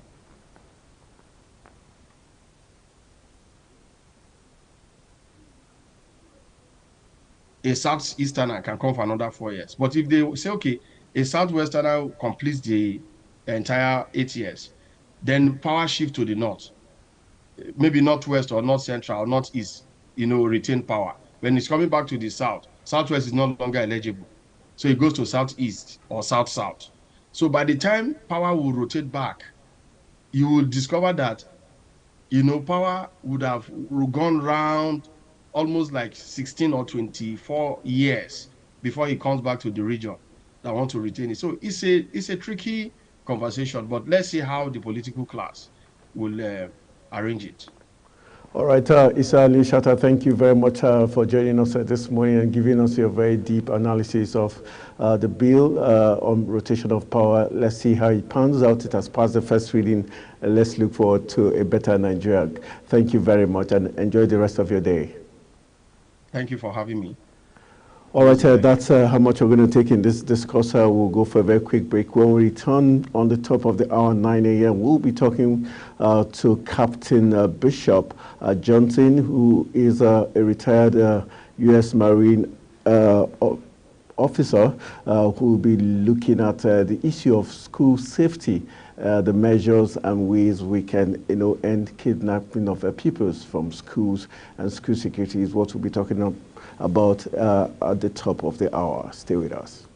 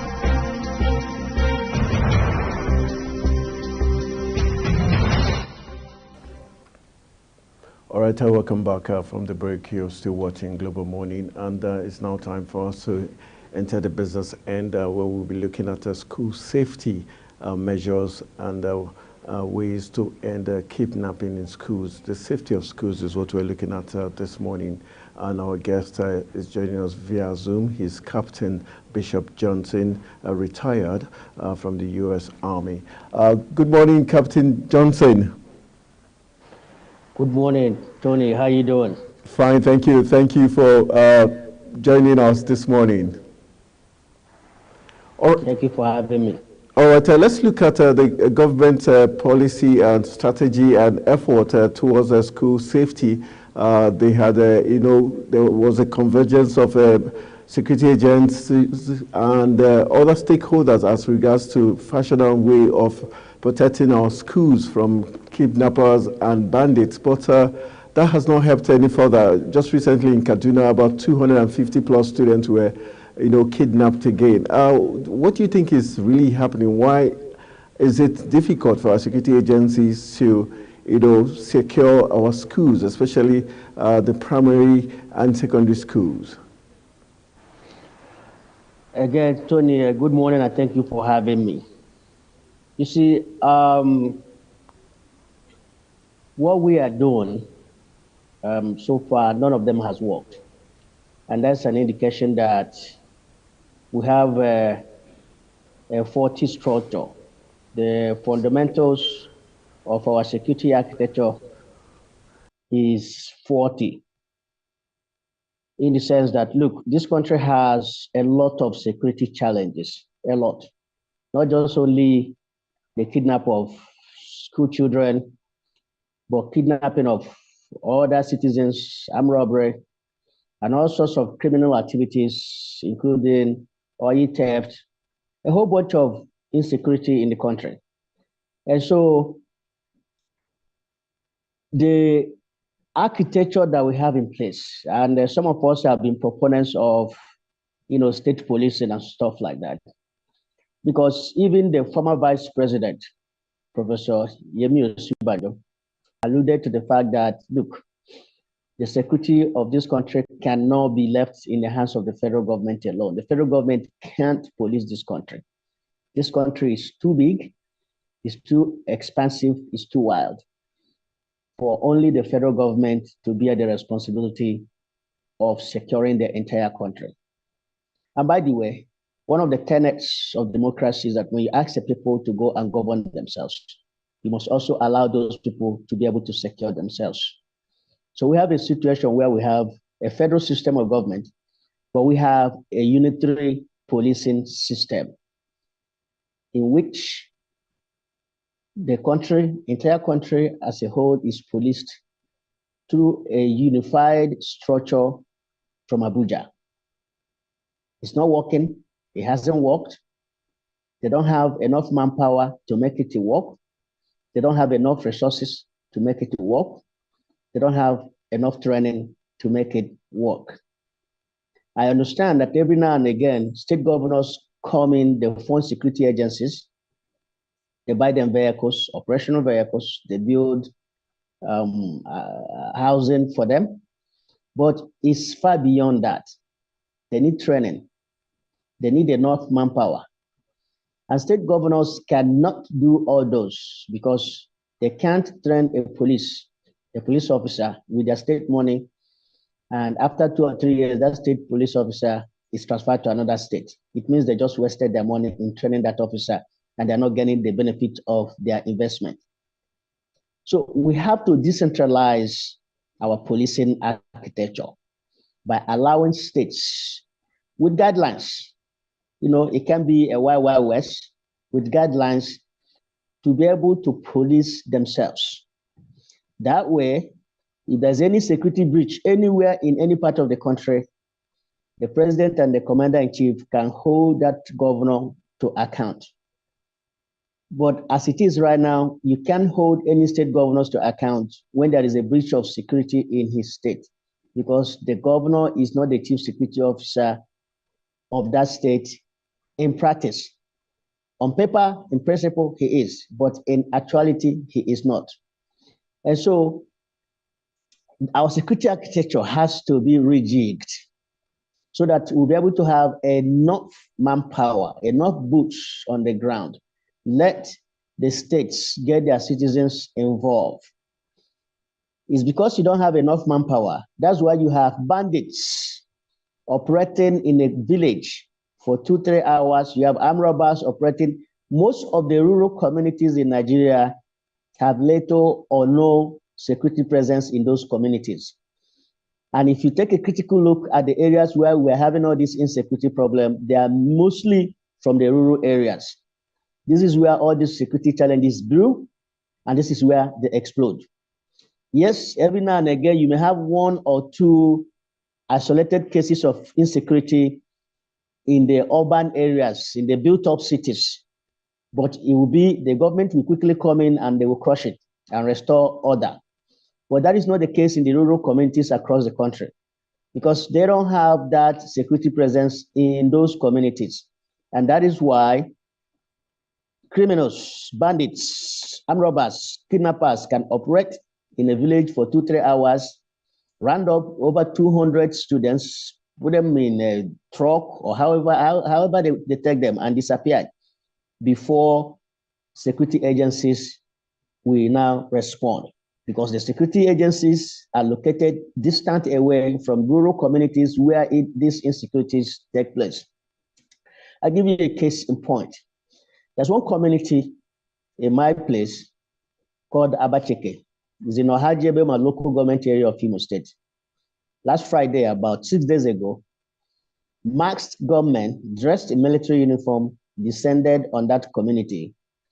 By the time they were done, 4 young men were shot to death. Others were injured. As a matter of fact, within the week, one of those that was injured, there was a police report that one had equally died. This whole incident took place and ended before security agencies were on ground.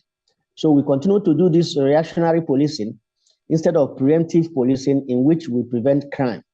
It is cheaper and less complicated to prevent crime than to begin to react after the crime had taken place, because you're going to spend more money trying to investigate that crime to be able to fish out the culprits and begin to prosecute them.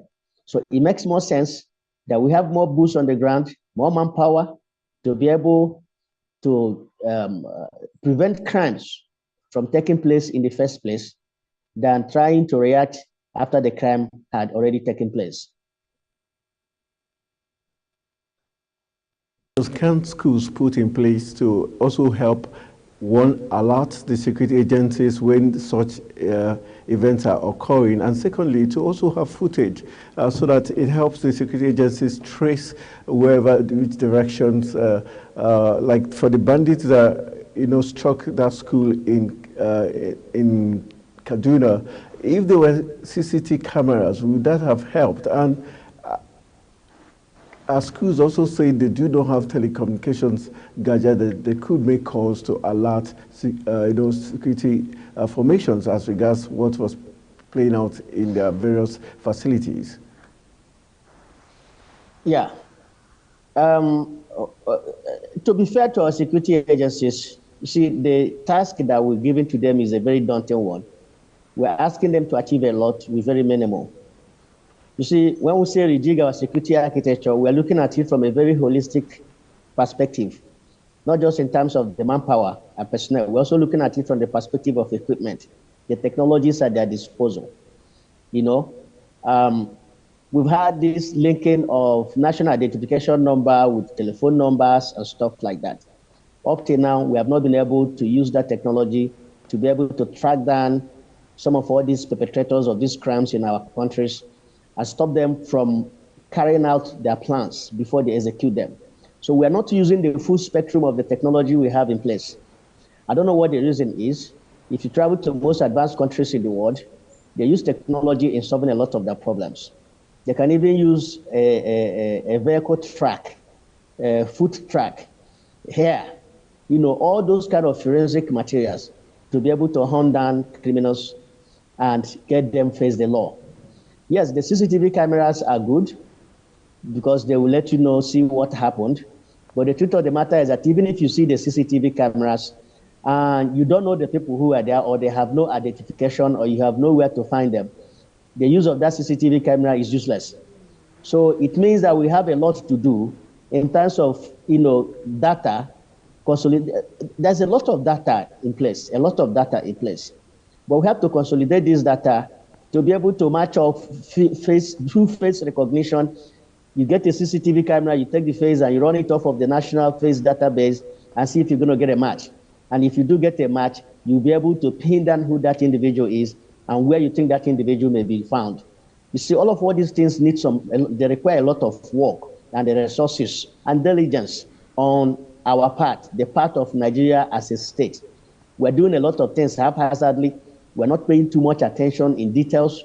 We're not going in depth on how we can bring all the technologies that are awash all over the country. We don't have to reinvent the wheel. All these technologies are already in other places. If we don't know how to do them, we can hire people abroad to come and teach us how to get these things done. But these technologies are available. And another aspect that I need to emphasize on, one of the problems that we have too is that our borders are very porous. I've been listening to the Minister of Interior, Dr. Olubimi Tunjojo, emphasizing the need that if we are able to secure our borders, we would have been able to solve our security problems by at least 50%. I wholeheartedly agree with him. Most of the times when these incidents of banditry occur, they complain that the people who conduct all these activities, most are not Nigerians. They don't speak any Nigerian language. So it tells me that people are flowing into our country across our border to come and harm our people. And this banditry thing has become a commercial criminal enterprise in which some highly placed people in this country are conniving and colluding and collaborating with some criminal elements in northern Nigeria and some of the neighboring states in northern Nigeria to bring in their youth into Nigeria, kidnap and abduct our students, knowing that, look, once they do that, they will get attention of the federal government, and then there will be negotiation, and people will get paid. And some people will benefit from that. So long as this criminal enterprise, we don't fight them, and we continue to reward them with ransoms, this thing will continue to grow. There will be no end in sight. It will be like we're learning, we're just opening a gate, a dog gate of criminal activities to continue, because once one group gets paid ransom today, the next day another group will emerge, the next day another group will emerge, which is what have been happening in the country right now. So that's why when the president said, look, I am not going to negotiate, I'm not going to pay ransom to these bandits, some of us, myself in particular, I agree with him 100%. There should be no incentive for criminal activities. We shouldn't negotiate with them. We should fight them with the full force of our law, get them apprehended, get them prosecuted, and get them executed, especially if they conduct a banditry activity that led to the death of any of our citizens. They should pay with their own lives as well. There must not be any incentive at all for these people to continue to perpetuate this criminal commercial enterprise called banditry. Let me tell you, when people ask that, we say we should negotiate with the bandits, who are you negotiating with? There's a whole bunch of them. So many groups that are operated. What are you negotiating with them for? Negotiating with them is like saying, look, let us negotiate with armed robbers. Armed robbers, you negotiate with them in Kano today. The next day, there's another group in Bauchi, there's another group in Imo, there's another group in Lagos, there's another group in Rivers. So how many armed robbers are you going to negotiate with? You don't negotiate with criminals. You pursue criminals to the end of the world, you get them arrested, and you prosecute them. That's why you have to send a message, a very loud and clear message that if you commit crime, there will be consequences.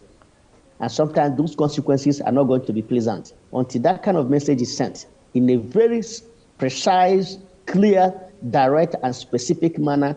We're not going to stop seeing what we are seeing in northern Nigeria in particular. All right, talking about negotiations with bandits, Sheikh Ahmed Gumi yesterday called out on President Ahmed Tinubu, saying he should not follow the example set by the former President Muhammadu Buhari by refusing to dialogue with bandits. Are you, from your wealth of experience, being the U.S. Army and the U.S. Army having fought in different Middle East and all that, what does it take for someone to play that role of always wanting to be the interface between bandits and the government? Because Sheikh Gumi is saying he's willing to play that role for all the cases of banditry in Nigeria. What does that make him? Does it make him an associate, an affiliate, a sponsor? Or how do we place him? The fact that he has been playing this role during the era of Muhammadu Buhari and now this era still coming out, shouldn't the security agencies be getting more from him? Under normal circumstances, in some countries where people do things in very sane manner, I don't think our government needs to be negotiating with any criminal at all. You mentioned where U.S. military negotiates with people. They don't negotiate with armed robbers. They don't negotiate with bandits. There have been few instances where there was negotiation with terrorists to free an American citizen or American soldier, but most of the time we have always followed them force to force. You saw the one that happened here in Nigeria when a U.S. citizen was kidnapped and brought into Nigeria, was kidnapped in Niger and brought into Nigeria. The United States Armed Forces moved in a very surgical manner, eliminated the threat to the American citizen, and they were able to extract that citizen safely. That's what we need to be doing here in this country. We don't need to be negotiating with any armed robber, any criminal, any bandit. I don't care what anybody says. Nobody from this government or any government of this country for that matter, both at the national and sub-national level, should be negotiating with criminals. When you do that, you are providing incentive for that criminal activity to continue. There will be no end to it because other groups will emerge. In my previous commentary, I stated very clearly that this banditry trend is become a criminal commercial enterprise involving a lot of actors. You know, there are people who are conniving. There are those providing them with those weapons, those sponsoring them. Some of these people who are sponsoring them are those who are talking about negotiation, because that is the whole intention of this criminal banditry that we are seeing in this country, is because they are doing it for economic reasons.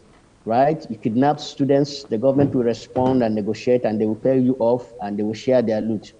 So they are making fortune out of the misfortune of their fellow citizens.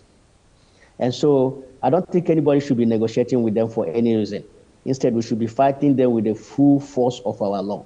If we don't have enough resources, let us look for resources. This country should spare no resources and waste no time in protecting the lives and property of the citizens of this country. That is the basic function of every responsible government across the globe. And this country should not be an exception. So I don't subscribe to any group, whether individual or to any submission, whether from an individual or group of individuals calling for negotiation with bandits. If we do that, we have opened the gate door of hell. We will see more and more banditry, and then it will spread from northern Nigeria to southern Nigeria, because now it has become more of a commercial enterprise in which people will continue to make money at the expense of their fellow citizens and extorting from our government. I read a few days ago that bandits are asking for 40 trillion naira. They're asking for 11 Hilux truck vehicles. They're asking for 150 motorbikes. So at what point and at which stage is that going to stop? It seems to me they are even making mockery of the Nigerian state, because there has not been enough punishment for those who have been involved in these criminal activities.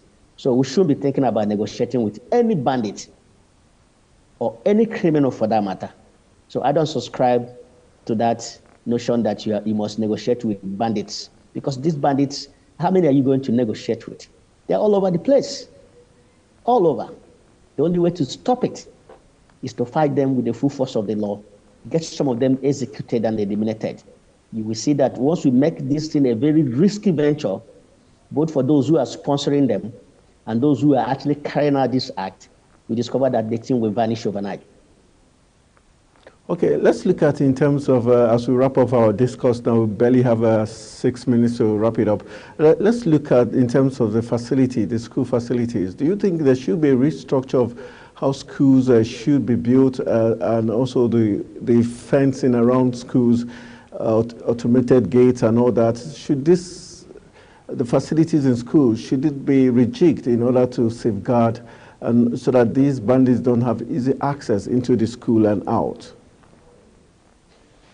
Obviously, from what is happening, those schools the government is going to have to do more to provide security measures and put security measures in place to protect those schools, particularly those of them in the rural communities. You see, that is why we have been saying that, look, we have to decentralize policing in Nigeria. In other clans, schools have their own police, fully equipped and fully armed. Their job is to just provide safety within their jurisdiction. That is their only job. They have operational vehicles, they have their own weapons, they have their own CCTV. You can't just come in and engage any school and you don't get resistance from the school police department. So we have to look at, yes, there's need for us to have temporary measure. That's why in my previous appearance, I've asked that Mr. President Bola Ahmed Tinubu, declare a state of emergency in the security sector, bring in the best brains in this country to sit together and come up with a white paper on how we can provide security, particularly in the rural areas, because this is where all hell is breaking loose in this country, is in those rural areas where they have little or no security presence. Come up.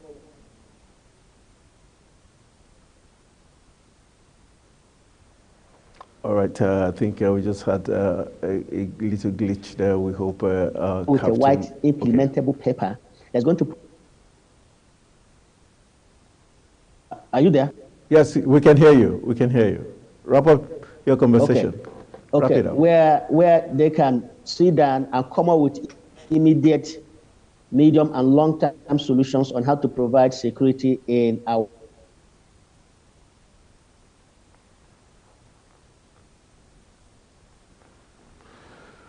All right, just when we're about wrapping our conversation up, I think the network having some little glitch there in terms of service delivery there, and we've been talking with Captain Bishop Johnson, who is a retired captain from the U.S. Army, giving us ways and measures we can use to protect our schools and end the spate of kidnapping across the country, which has been very disturbing and seemed to affect the educational, interest of Nigerian children in schools. All right, we'll go for a very quick break. When we return from the break, we'll be wrapping up our conversation with Captain Johnson, and also we'll be wrapping up Global Morning. Stay with us.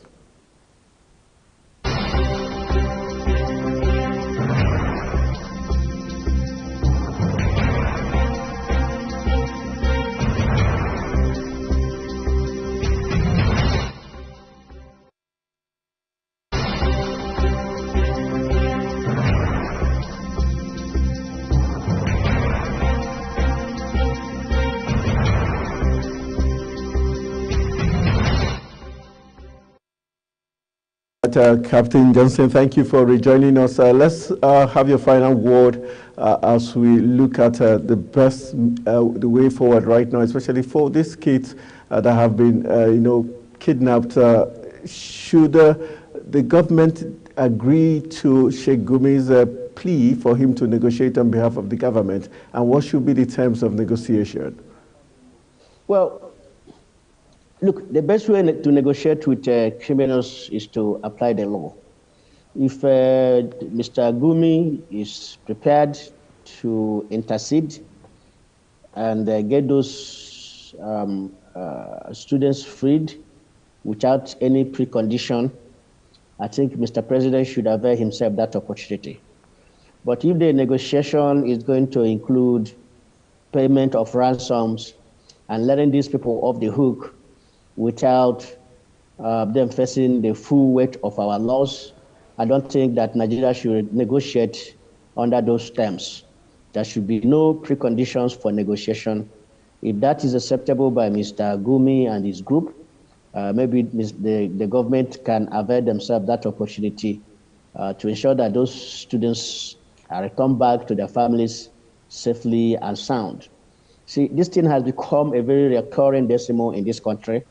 It's only in this country that we hear that students in their hundreds are rounded up, hauled into trucks, and drove into the forest and they vanish. You don't hear that happening anywhere again around the globe.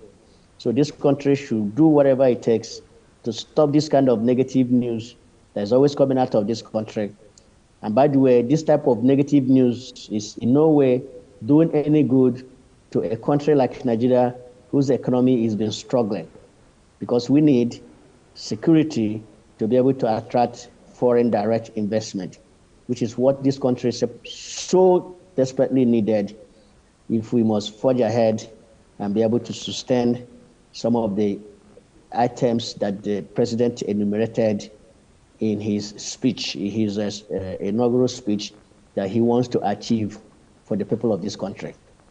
Security is the bedrock of achieving that. Without security, you can't achieve any one of those. And so Mr. President should spare no effort in trying to ensure that we don't continue to have the specter of insecurity that we've seen in this country since the administration of Goodluck Jonathan to date. Nigerians have suffered insecurity, intolerable levels of insecurity under 2 former presidencies. I think this 3rd presidency should end it. It will be completely unacceptable and it will be a travesty if Nigerians continue to suffer this intolerable level of insecurity under this current administration. All right, thank you very much, Captain Bishop Johnson, retired. Thank you, always a pleasure having you on the discourse. I hope the security agencies, the government, have taken 1 or 2 very important details as regards the ways we can end this continuous kidnapping and for us to achieve school safety. Enjoy the rest of your day. Thank you for having me, Tony. All right, so that's how we're going to call it a wrap on Africa's Finest Breakfast Show, Global Morning. And I want to say a big thank you to the entire production team that made us come to you live and effectively. And I hope you enjoyed all the conversations we had and also the big stories and details we shared with you to ensure that you're well informed for the day. All right, my name is Anthony Momodi saying good morning.